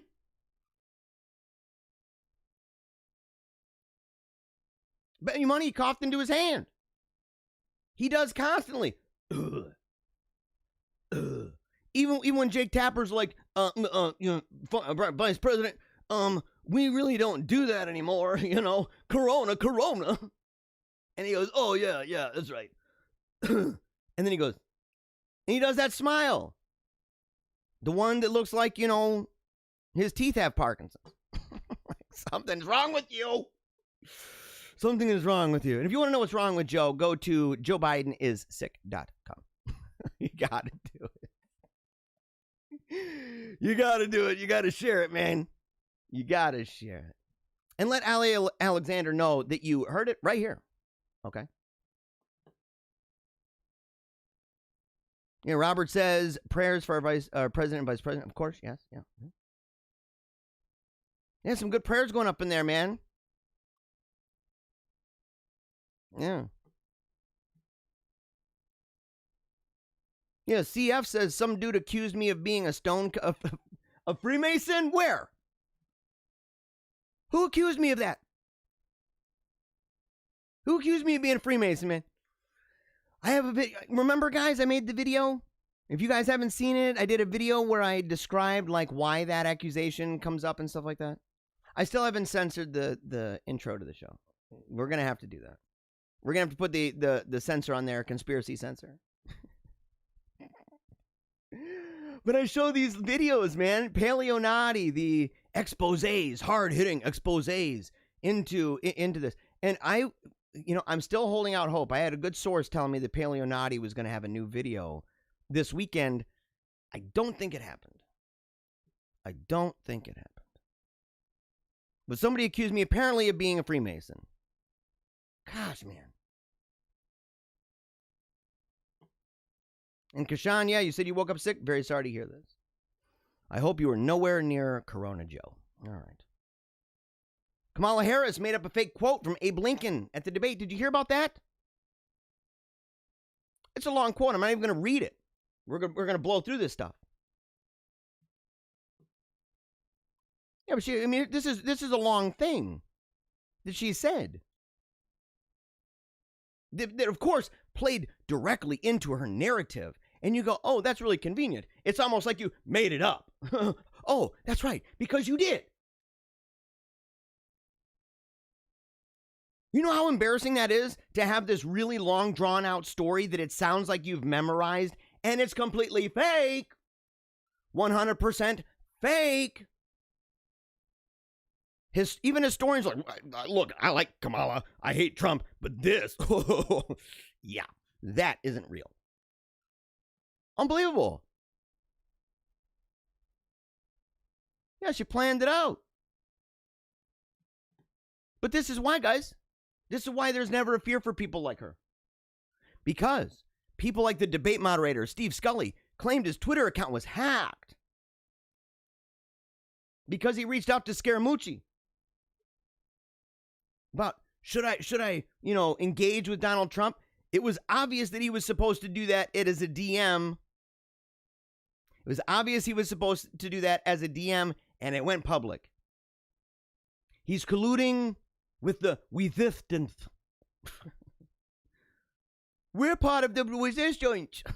Yeah, that's what he's doing. Just look at his face. You can tell he probably talks like that. He has to work really hard at not talking like that. And look at Biden. These two guys, definitely chummy chums. You can see it in their faces. Former intern. Biden's former intern was going to be, okay. So Chris Wallace, deep stater, which I warned you guys, deep stater Chris Wallace, anti-Trumper Chris Wallace, he was the first one. Former Biden intern, Steve Scully, was the second one. We end up busting him, colluding with Scaramucci. Should I respond to Trump? And what happened? Oh, he said he was hacked. C-SPAN also put out a statement saying that he was hacked. Well, guess what, C-SPAN, you lying sacks of garbage? He wasn't. Nobody believes it. Nobody believes, oh, he was really hacked. That's like what AM Joy or whatever the heck her name is, man. Joy Reid. Right? What a joke. Oh, she was hacked. years ago on the blog, and there were all of these things that were consistent with her views against LGBT and stuff like that. No, man. Liars. And of course, nobody's going to investigate that. Except now you can, and you don't even have to be inside. And look at him at the first time that he said he was hacked. C-SPAN, those darn hackers. Nobody's going after you, Steve Scully. Oh, then he deleted his entire Twitter account. Okay, but look, this is the thing. You can use XR Vision to verify this. And look, they plot out, they show how it works. It shows what device it came from. Active and online. It says that it was highly improbable. It came from his iPhone. It would have been exceedingly difficult to execute this type of remote exploit on his phone. That's because of the fact that phones are in frequent use and the loss of access to a device would be easily noticeable to the user. That's one thing. To exploit this iPhone and control it remotely for the purpose of using it to post a tweet would require significant resources, skills, and it would be risky. More than that, it's easy to trace because you have to bypass the device login, gain control over the phone, and once in control, you'd have to launch the Twitter app, then log into Twitter, compose the message, and post it.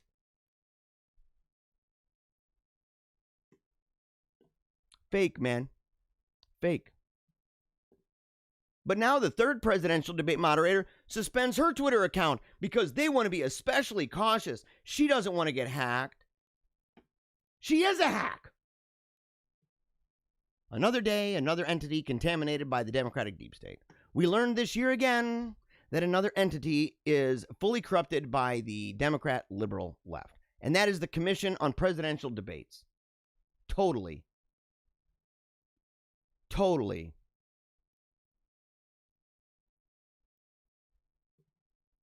So yeah, she deleted her Twitter account.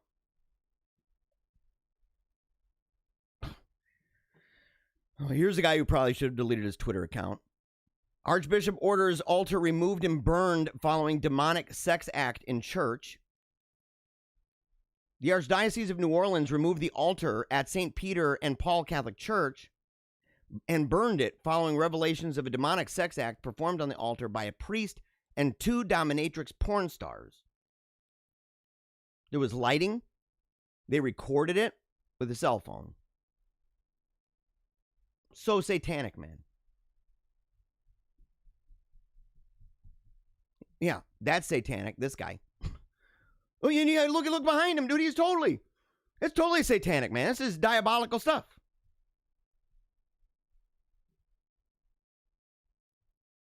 Yeah.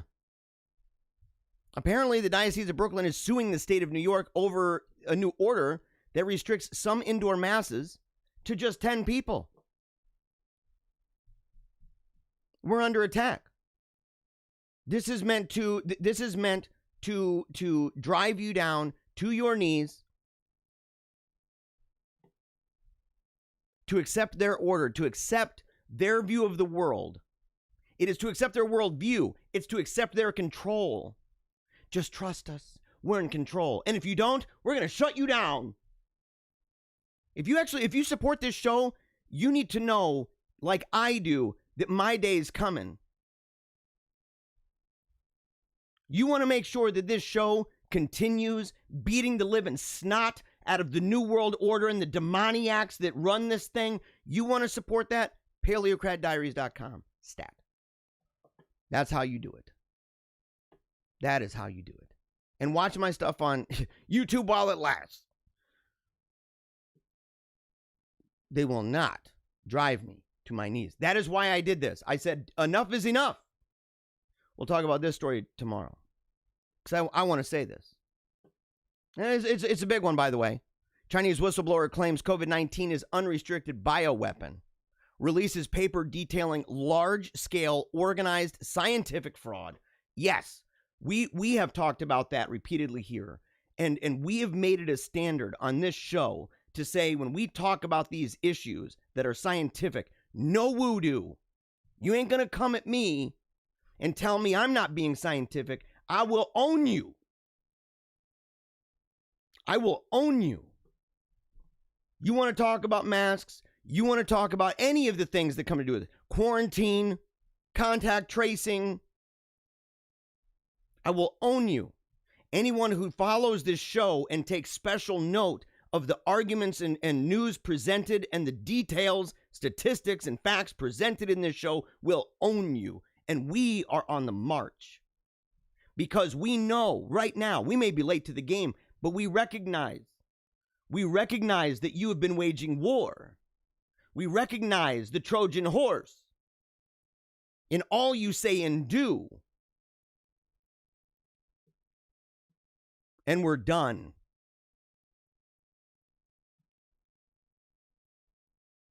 Michigan man wants mother's death certificate. Changed after hospital listed COVID-19 despite negative tests. Because stuff like this. Stuff like this. She died. Presumed COVID is on the death certificate. They were allowed to see her before she died. What, 4 people allowed in the room to go in and be with her as she died? Oh, that's COVID precaution. That's COVID precaution. Presumed COVID. He went to the funeral home. The undertaker said, "Did your mom die of COVID?" No. He thought maybe she could have it, but she tested negative. Yeah.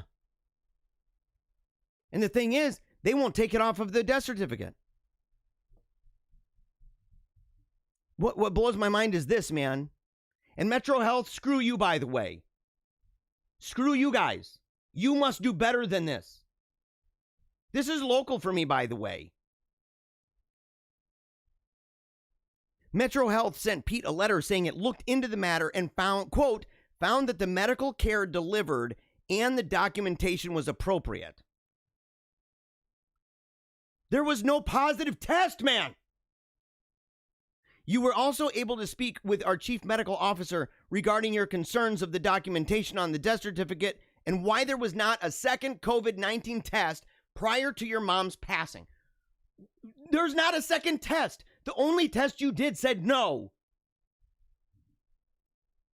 Money, money, money, money. Money. That's all you're about.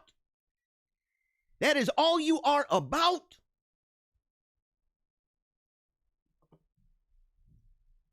You people, man, I'm telling you, you don't know what is coming. You must stop. I am begging you, please stop. You have to be able to transcend these moments and transcend these decisions and look down with an eye of history to say, what happens when we do things that are so brazenly terrible? What do we do when we lock people in their homes and we frighten them day and night and we make them feel terrible for having been born the way they are? Things they cannot change. When we rip constitutional rights away from them, what is going to happen? You have to be able to do this. I am begging you. You must. And if you already have, then I'm warning you now. Because the thing is, you know then that when people finally snap, don't you see it? Aren't you literally afraid? Or is it what you want? Is it what you want?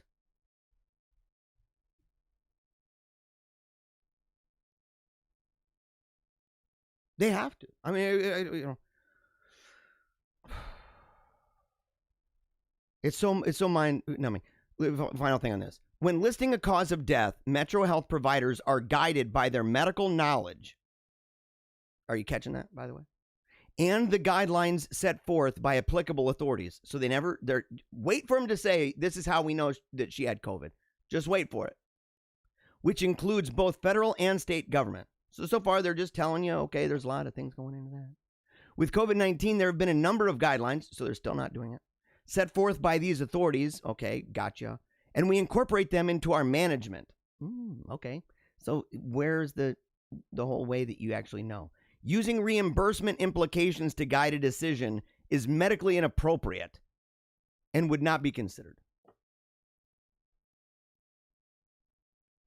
In other words, blah, blah, blah, blah, blah, blah. They don't ever answer the question. This is legalese, man. It's a bunch of some lawyer doing this number. Typing it out.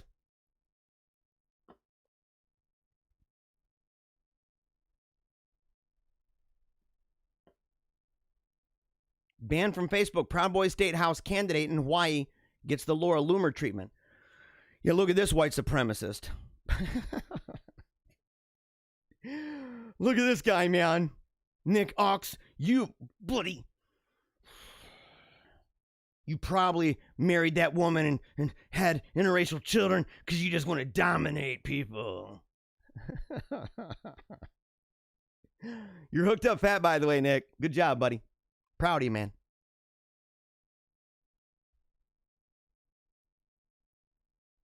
Yeah, Michael Keith says in the comments, would love to see a database of resources, mask science, documentation. The thing is, it's amazing. Some of this stuff, I have a video that I did, an episode where it talked about a guy, a whistleblower from the World Health Organization that was talking about the documents that are there and revealing stuff, saying these are the documents that we've used for years, and there's never been any like conversation or new documents that we have to change or to support a change in any of this protocol. And in fact, this is what we still do privately. It's remarkable. And the thing about masks, there's people can say, well, you know, here's what this one study says or this study, but they know, people who have serious conversations about this know that if you were to put a big database of resources together on this, it would look pretty bad. It would look very, very bad, because you could have a bunch that would question that too, and ones that say, look, even many that people who support masks are using still have a lot of qualifications in there about whether or not it actually works, and some of them even end off on that one note that we keep hearing that, well, it doesn't hurt to try.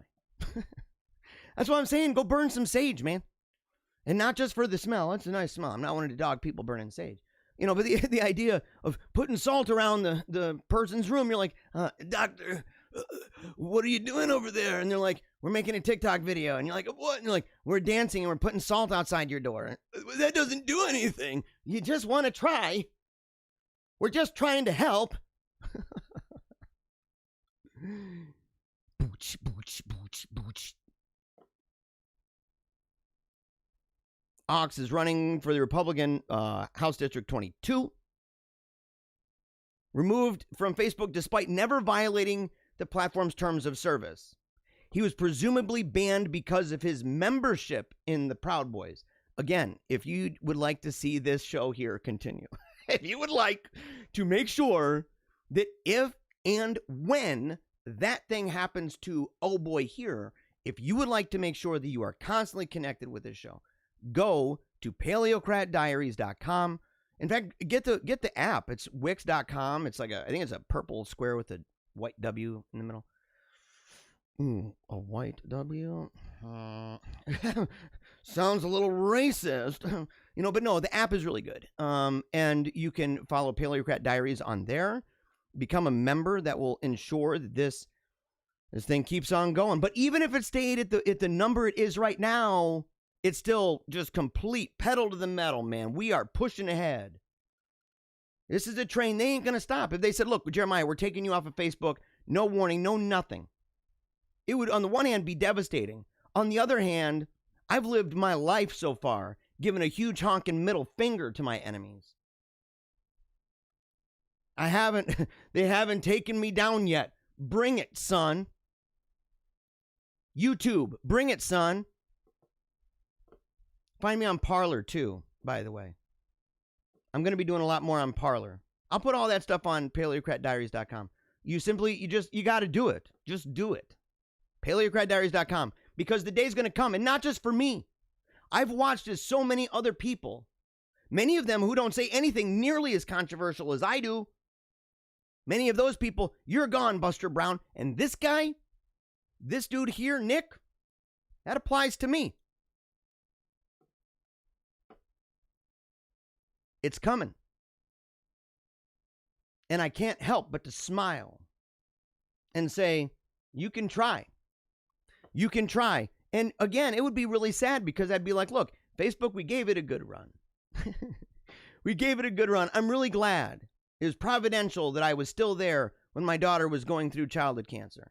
Maybe it'd be providential in the same way if I was ever taken off. I just say, look, God's got a plan. I'm good with it. And keep on rolling. If you think you can take away, never give up, keep on smiling, and memento mori from me, you are nuts.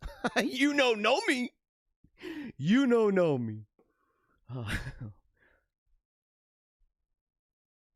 Just unbelievable. They listed him as a dangerous person. It's coming. And look at what Twitter's doing. I hardly ever do anything on Twitter anyway. I kind of hate it.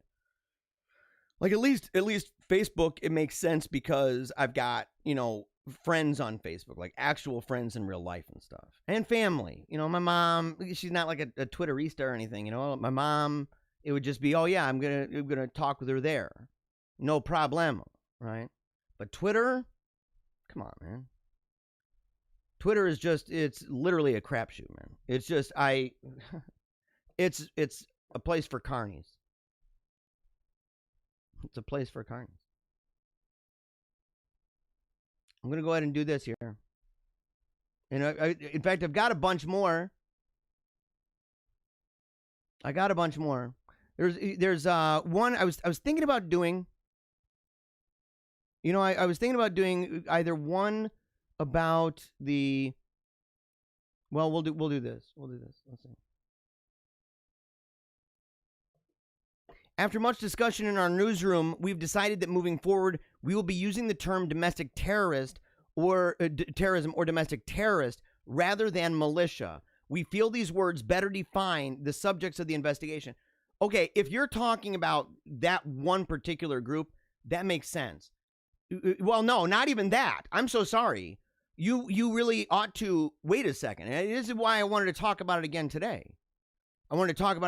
We need to be reminded, number one, that it's kind of weird the number of FBI informants involved in this group. And we kind of need to be reminded, as The Intercept did recently, the number of these kind of things that are done with the involvement of the FBI.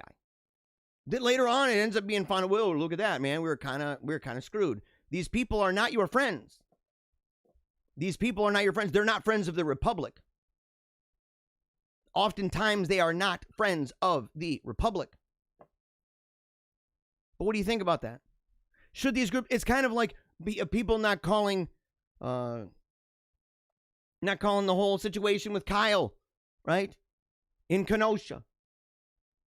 Right? To sit there and say, look, he goes over the border. He's defending himself. He's charged right now, by the way, was it first degree intentional homicide or whatever? That's going to be a high bar when you see people coming at him with that stuff and trying to whack him, blam, blam, blam. And you got a gun, but they're labeling him the same thing, which makes it, because of the label, it makes it so that you can't even try to help these people to defend themselves. And that's a terrible predicament, because in our legal system, no matter who you are, innocent until proven guilty in a court of law, that is strictly speaking, legally speaking.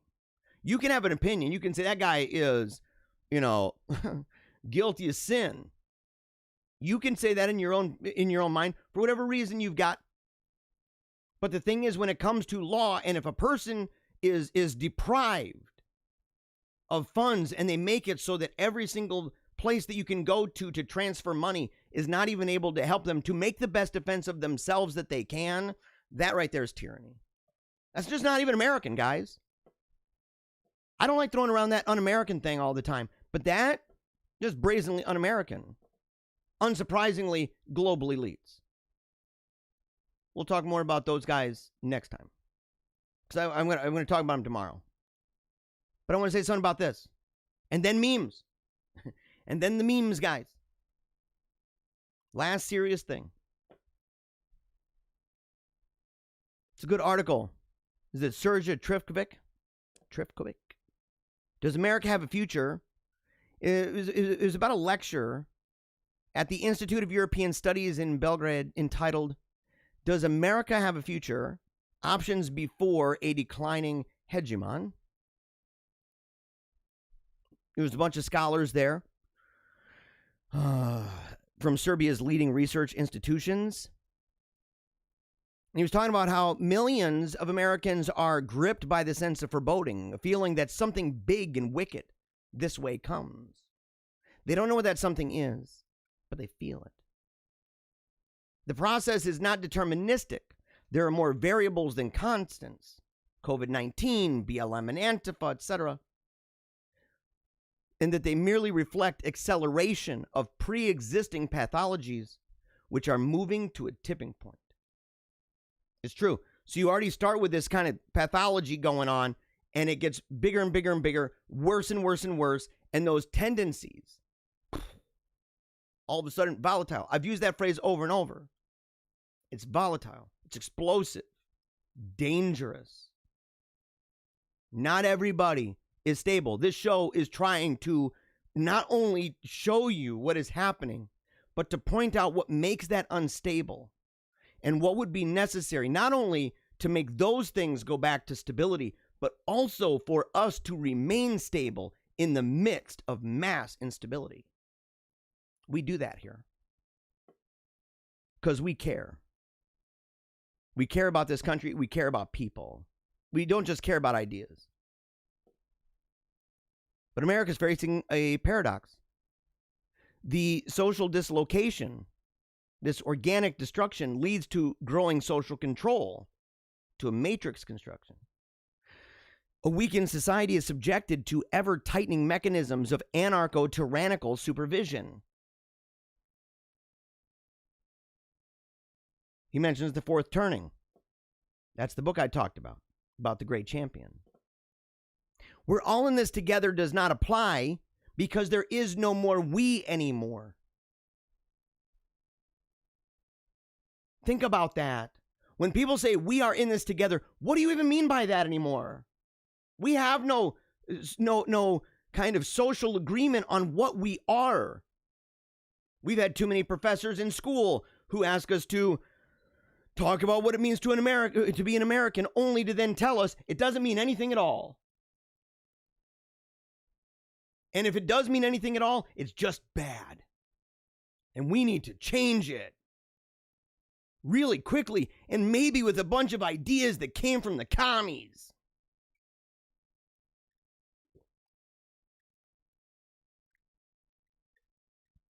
Says even in the Civil War, there was broad agreement between belligerents on the core issues of human condition.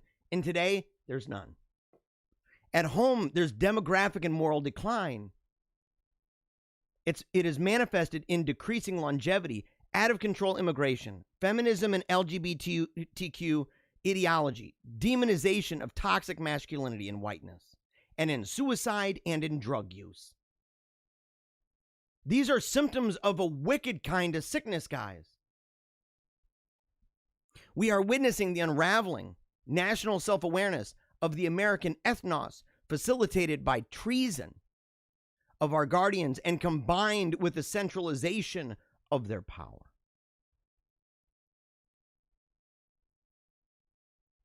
COVID-19, of course, has accelerated these trends. We're doubling down on the faulty structures of society.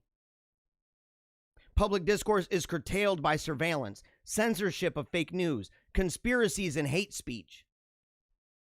It's accelerated deplatforming, demonetizing, doxing, cancel culture, instilling irrational fear and panic. Obedience to therapeutic edicts has become mandatory, manifested in virtue masking. It's unbelievable. All along, the system is characterized by irrationality and arbitrariness. It means releasing criminals and aliens at alleged risk from infection while locking up ordinary citizens who do not obey the lockdown fiats.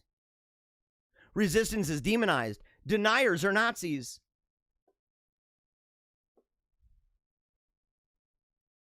It's unbelievable. The death of nation, race, language, religion. Serious issues, man. The culminative consequence is de-Christianization. The decline of cultus means it debates cultura.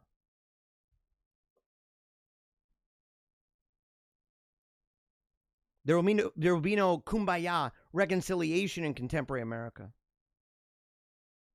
Domestically, Americans are not just political opponents, but aliens and enemies.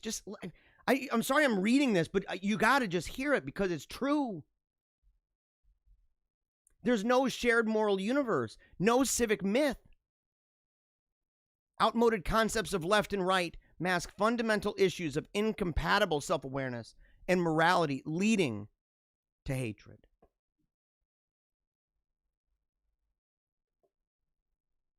It's mind-blowing. This whole thing. And what do you do?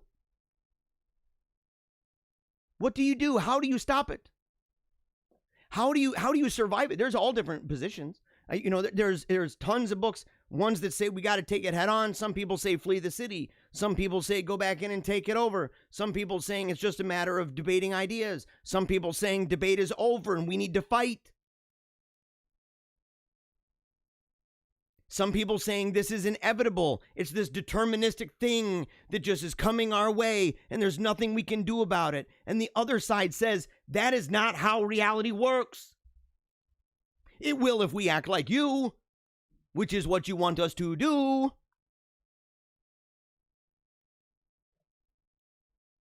Where does it all end?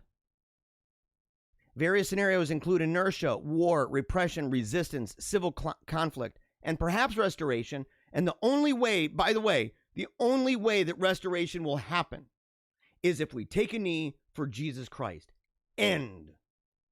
That is the cross that stands there for me. I'm sorry to say this. I know I got a lot of people who watch the show who don't believe in God, or they're not Christians. Maybe they're spiritual but not religious, that type thing. We have a lot of that. But then you know me too. You know where I stand. That's my standard. Because I'm looking and seeing that insofar there's an amazing relationship between the decline of that and the ascendance of the super scary cult mind, dystopian universe. It's true. And there's no objective, authoritative, binding kind of principles and assumptions that can give us an idea for not only what we're here for and where we're going, but where does this chaos end? Stability is gone. Stability is totally gone. So is forgiveness.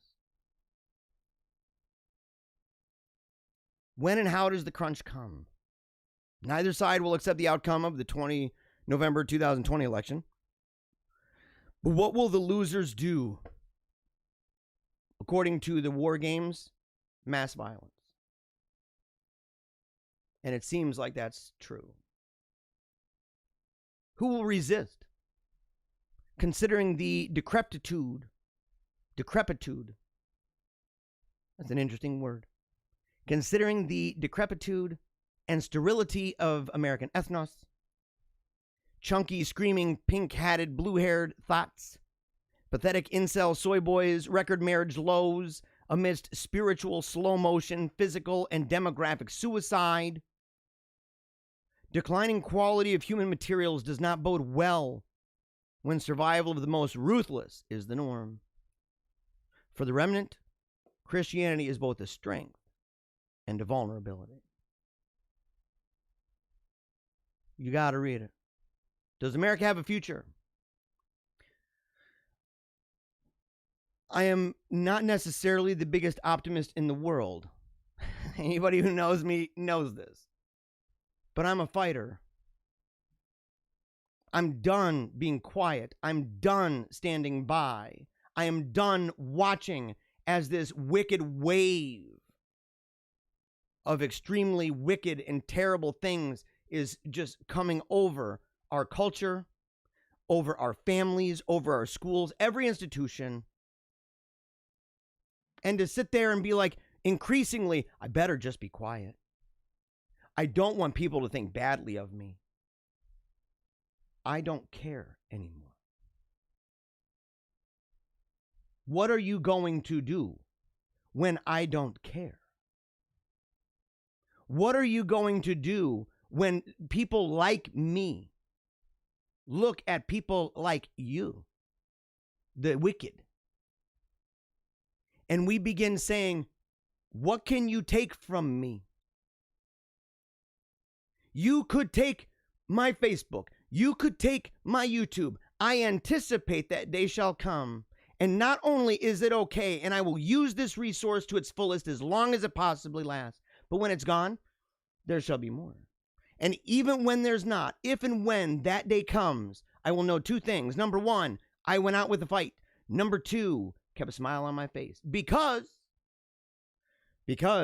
life is bigger than social media. Life is bigger than a status update. It's better and bigger than a TikTok video. And I would just continue swinging like mad out in the real world.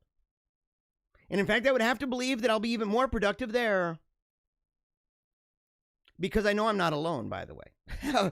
because of what the New World Order has done, because of what these elites have done, because of what the liberals have done, the people who are on the outside of that technocratic paradigm, they're getting bigger and bigger and bigger. And now there's other groups coming around. And you're like, okay, so I can't go over here. Well, I'm over there. Find me. And you can always find me at Paleocratdiaries.com. All right. No further ado. We ran a little bit late. Thank you, by the way, guys. I appreciate it. Good times. All right. Oh, yeah. CF says, see that the World Health Organization came against lockdowns. Yes, man. Because, dude, remember they had a whistleblower that said that they were against it the whole time, that all their internal information said that they never supported that. And in fact, that they had a significant amount of reason to oppose that because of all of the different ways that they've studied how pandemic, different epidemics and other things are treated and handled in societies, that they put that together and came up with what they believe to be a very reasonable position concerning what society should do. And it wasn't a lockdown. It was the opposite. So all those people who go, lockdowns are the way it works, it's science. No, it's not. And the people who've been criticizing it since the beginning, guess what? They happen to have been true. Time for a reckoning, folks. Time for a reckoning. All right, we're gonna reckon this. I'm gonna reckon this meme thing. There we go. Okay. So, this is what we're doing here. Let's see if I can go ahead and raise this up. I don't want to. Okay. Oh, good. And remember, send your memes, paleocratdiaries@gmail.com, and share these videos with your friends. While it lasts, make sure that you share, and comment. And make sure when you share it, share the YouTube one for now. We'll whittle it away, right? We'll say, okay, as long as I'm on YouTube, share it there, because it's honest to goodness. There's more potential for assisting the show through that than through sharing it on Facebook or Twitter. There's no real potential at all for the show there. Not that nobody would watch, but that there's no way that could benefit our family, and even in any way helping for our kids to go to private school. So anyway, make sure to check out paleocratdiaries.com for more information, including our members page that kind of describes what this is about, as well as the About page to learn more about the show. All right, when you run out of hot sauce, so you've got to take drastic measures. Eating the sun, I've been there, man. I've been there. I love hot sauce, not going to lie. The old age we deserve. Riding a train with a spear, eye patch, and live crow. Really? Dude, imagine being in that place with that guy. Would you even want to sit in that room, to be honest? You know what I mean?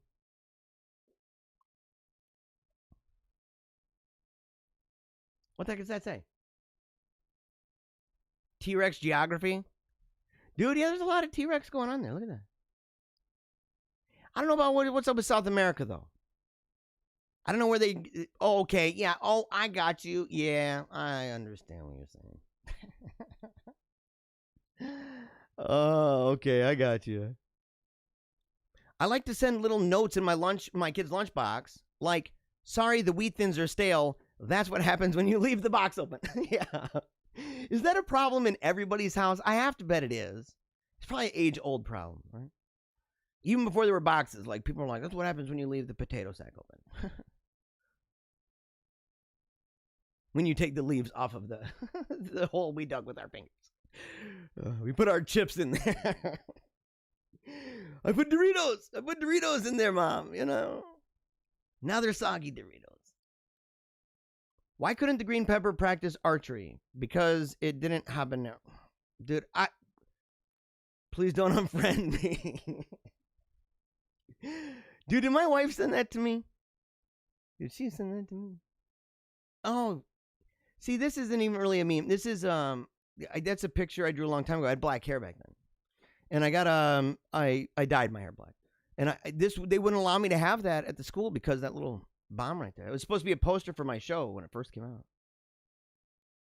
I'm sporting a sweater vest. Look at that. The reason why ghosts don't kill people in real life is because if they did, those people would become ghosts. And it would become really awkward. Okay, so let's see this here. And then he falls, and then this guy, and it's like, oh no, oh yeah, oops, I killed you. Okay, yeah. That would be an awkward scenario. You know? Kind of like, you know, the werewolf in London thing. Very, very awkward. Before 2021, I could hire a psychopath to rip my child apart in the womb. What? Sure you did, Grandma. Let's get you back in bed. Oh, we're taking abortion down, guys. Fight hard. Save babies, no more at babies because it's demonic. Period. Needs to be illegal. Needs to be against the law. I'm out of touch with Catholic social teaching. No, it's the Pope who's wrong. Okay, yeah. I get this all the time, man. I get this all the time. They're like, what? I don't know about that. Catholic people, by the way, I can understand if a Protestant, I mean, they're like, when they tell me they think the Pope's wrong, I'm like, I understand you. And it's kind of like essential to your to your identity. Current emotion.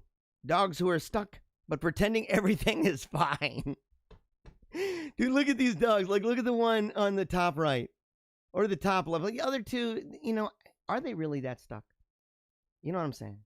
But the one who's got his head in the chair, that dog is stuck. And the one with its head like through that little thing, what is that? Me getting up in the middle of the night to stare at my chair with clothes on it because it looked like a person. Dude, I had that just recently. I even had that in the GOP because I'm a precinct delegate. I went into the GOP and I had to pick up all this stuff. I got to go around and I have to leave a bunch of information, right? So little packets of information at Republicans' homes in my precinct. And I go and I walked in and I out of the corner of my eye, I thought somebody was standing there. I looked over. It was Donald Trump. It was a cardboard cutout. I said, hey, it's a cardboard cutout. Undo the damage. Okay, look. I agree with this. And the next one, look at this. Spending time. Okay? Spending time with your family. Now, look, in these memes, you're seeing something a little bit weird. Everybody in this particular picture is looking at, well, in this one, is looking at the radio. In this one here, you're seeing people playing games or reading books and reading a newspaper. And they're turning the channel on. So they're probably looking and watching as he's doing it. But as they go about their day, people would listen to the radio and they would go about their day. I would like at times, I wouldn't be able to do it with memes, but I think I would like at times to just do that as an experiment, you know, with people and say, look, man, today let's do like a fast. You know what I mean? From visual mediums, which would include me. And I'd say, look, we're going to make it so that it is strictly audio. And just make it so that rather than simply, and not just music, right? Allowing things to be this way, and not just by yourself, but as a family. And maybe that's the real clincher, is to say, and we've done this in our home. We would turn on these old mystery shows or weird stories, kind of creepy. And they have the voices and stuff, and it's back, during old time radio days and stuff. And we'd listen to it, and we'd sit down. They'd be maybe 35, 40 minutes long. And we would listen as a family. Just sit down and listen, no watching. This is what they hate. Yes, man, they hate that. They do. Me being prepared for 2020. 2020. Yeah, okay. It's true, dude. Don't you feel that way? Like every time you think that something's it's gonna be fine, it's not. Is Rome falling? Not with flex tape. It ain't. Flex tape? Is that like duct tape, man?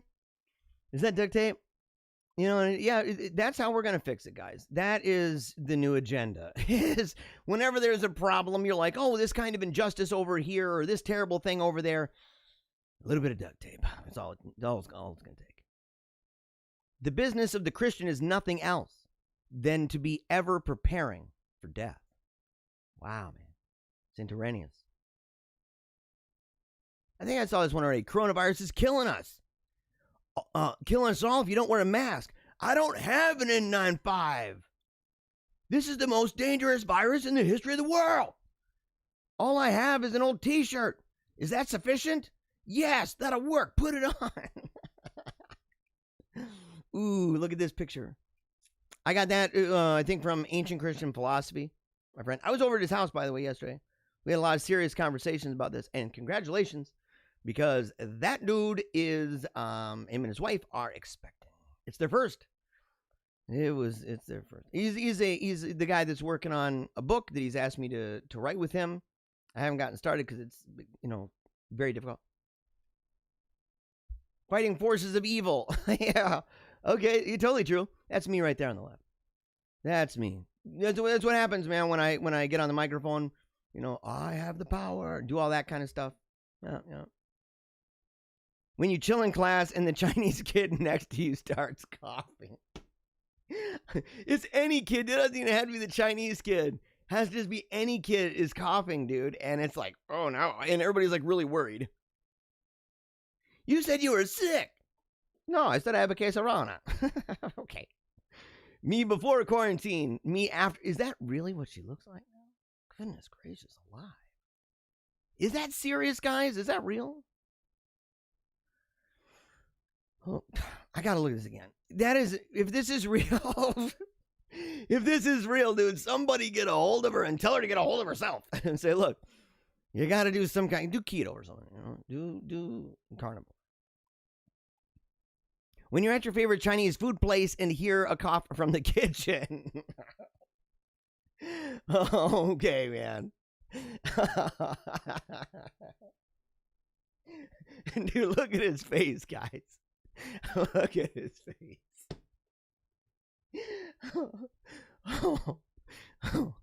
Okay. It's for your own good. You've got to stop touching your face. Oh, what's up with all these corona memes? Every time I feel a tingle in my throat. Did I share this one already? Is that you, Rona?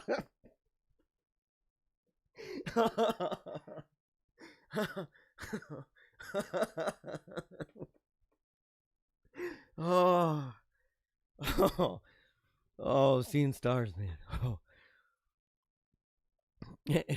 After the quarantine. That's basically after the quarantine at my church, right there. Yeah. It's kind of that way all the time. Oh, this is not really a meme, the next one. Remember I was telling you guys about the whole thing about the progressive, or about when Governor Whitmer was saying that there was not a Nazi or Nazis at the Trump rally? This is what she's talking about. Is this right here, okay? I wish I could blur that out, I wouldn't want to say anything that could get me in trouble with the overlords. But no, so this guy, you're seeing all the Trump signs. He's over there, Trump Pence with the Nazi thing. And then you're like, dang, son, he's got, it says, wait a second, his shirt. Dead Kennedys, Nazi punks F off. Oh, and then you're like, wait a second. Oh, he's got a Bernie sign.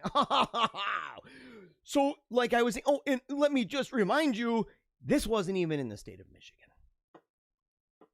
fake news, kind of like the fake news I saw recently being shared from Jewish News USA, from a major dude, checkmark guy, who is really heavily involved with the Democratic Party, electoral messaging and comms, and guess what? He shares this stupid Jewish News USA thing. And I was like, well, what is it? It said that Donald Trump was planning on resigning and he's going to get a pardon from Pence. And I thought, dude, what is Jewish News USA, man? I keep up with the news. What is this? It's a .com. And I said, oh, okay, let's check the .com. It's a .com that masks their Facebook page. It's their Facebook page. They got like 5,000 people who like their stuff, and they have like 0 likes. There were like 2 people who would react to something. Hardly any comments ever. Most of their posts, 0. And I thought, those are bot likes. But what is this guy even following this? Where did he get it from? Oh, Jewish News USA sounds legit. No, it's not. No, it's not. Oh, yeah, there's the TikToks. Yep, right there. Helping with the Rona, doing TikTok. Yep. That's how we're going to cure it, guys. That's how we're going to cure it. Choreographed dance moves. Me in other people's house versus me in my house. Yeah, it's true, man. Well, no, not for me. I don't watch people's junk. This has got to be made by a chick. It's got to be made by a lady. Yeah, man, I got to use the toilet. No worries, man. Go do your thing. I'll wait. What do you mean? You don't need to wait. Here's peeing noise. Okay, yeah. The dude just chill. It's got a little dark circle over it, man. That's great. Thank you, by the way. The best Halloween costume of the year. Oh, dude, that is dope.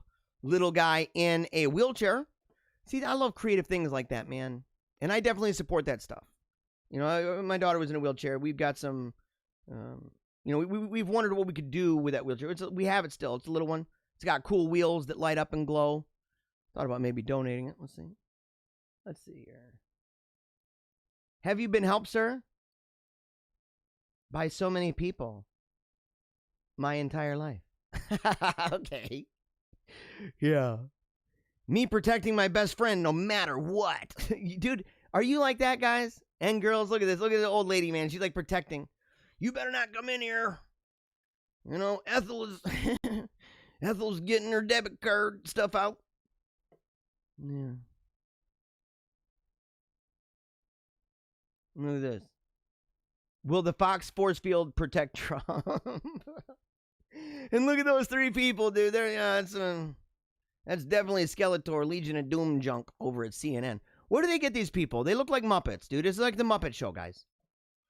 It is like the Muppet Show. And yes, Cherie says, dad jokes for the win. And yes, you are that protective friend. Hey, yeah, it's true. You, maybe, yeah, I think so. I think so.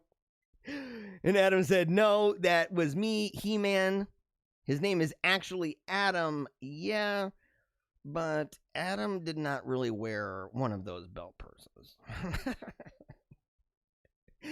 Oh, man. All right, guys. Oh, and I got a link in here. I'll click on it now, just so that I have it set up. I got a link. That's, I think, one of the first links someone has posted. Wheels for the World. joniandfriends.org/ministries/wheels for the world with a bunch of dashes, right? I'm going to have to learn more about this site. Thank you very much, everybody. But we got to go. In fact, we're like way over time. I feel really badly. I'm way over time. I didn't realize it was going to go on this long. But it's always a good time, guys. So make sure if you would like to keep this show going, no matter what the overlords would like to do, and you know what they want to do to old boy. You know it. We've already talked about it. Paleocratdiaries.com for interviews, speeches, other inquiries, including debates. I really enjoyed the debate I had on meaning of Catholic. Email me at paleocratdiaries@gmail.com. And make sure to check out my work at Paleo Cheese Podcast with a Z. Okay, Paleo Cheese with a Z podcast. It's available not only on, iTunes and Spotify and Acast, but also, of course, on Twitter, on Instagram, Facebook, and YouTube, where we're uploading a podcast today. I was supposed to do it last night, but it wouldn't upload, and I'm kind of worried a little bit. So but it's going to go up today. And it's a lot of fun. It's the Great Gaming Debate. We have a huge debate over role-play games and Dungeons and Dragons and, just gaming culture in general. It's going to be a lot of fun. Of course, I think a lot of people are going to be upset with me because they're going to be like, you're a real jerk, man. So it's a lot of fun. And, of course, Meaning of Catholic. Make sure to check that out as well. And you can find all that, paleocratdiaries.com. And, in fact, This is the Game Changer. That's the name of the article that I posted Friday. It has a bunch of links to each of those places, so you can see playlists dedicated specifically to Paleo Cheese, to Paleocrat Diaries, Meaning of Catholic, even TeamTinyAnswer.com. Thank you so much. Become a member, a subscriber. That's free, by the way. And you'll be notified every time we do something, which is 5 days a week for this show, every weekday from 10 to noon. And every weekend for Paleo Cheese, and every so often, maybe increasingly more, with Meaning of Catholic. All right, everybody. I'm super duper grateful for all of you. Until next time, never give up. Keep on smiling. And memento mori.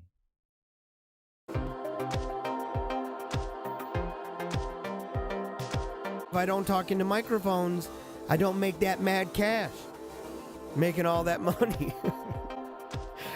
Making that mad loot, right? Mind control.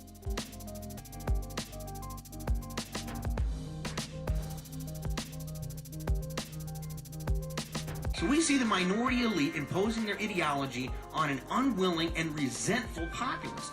This causes a backlash. People get ticked off. The left is working long and hard to make us feel as if we've done something wrong. Worse yet, that we are the problem. Don't let people just rip on your heritage. Don't let people just rip on your traditions. Don't let people rip on your heroes. Stand up for what you believe, what made you who you are. So unless this disenfranchised majority begins standing up for what they believe in their heart of hearts to be true, I think we'd be left with nothing more than a dirge, and maybe a funeral procession.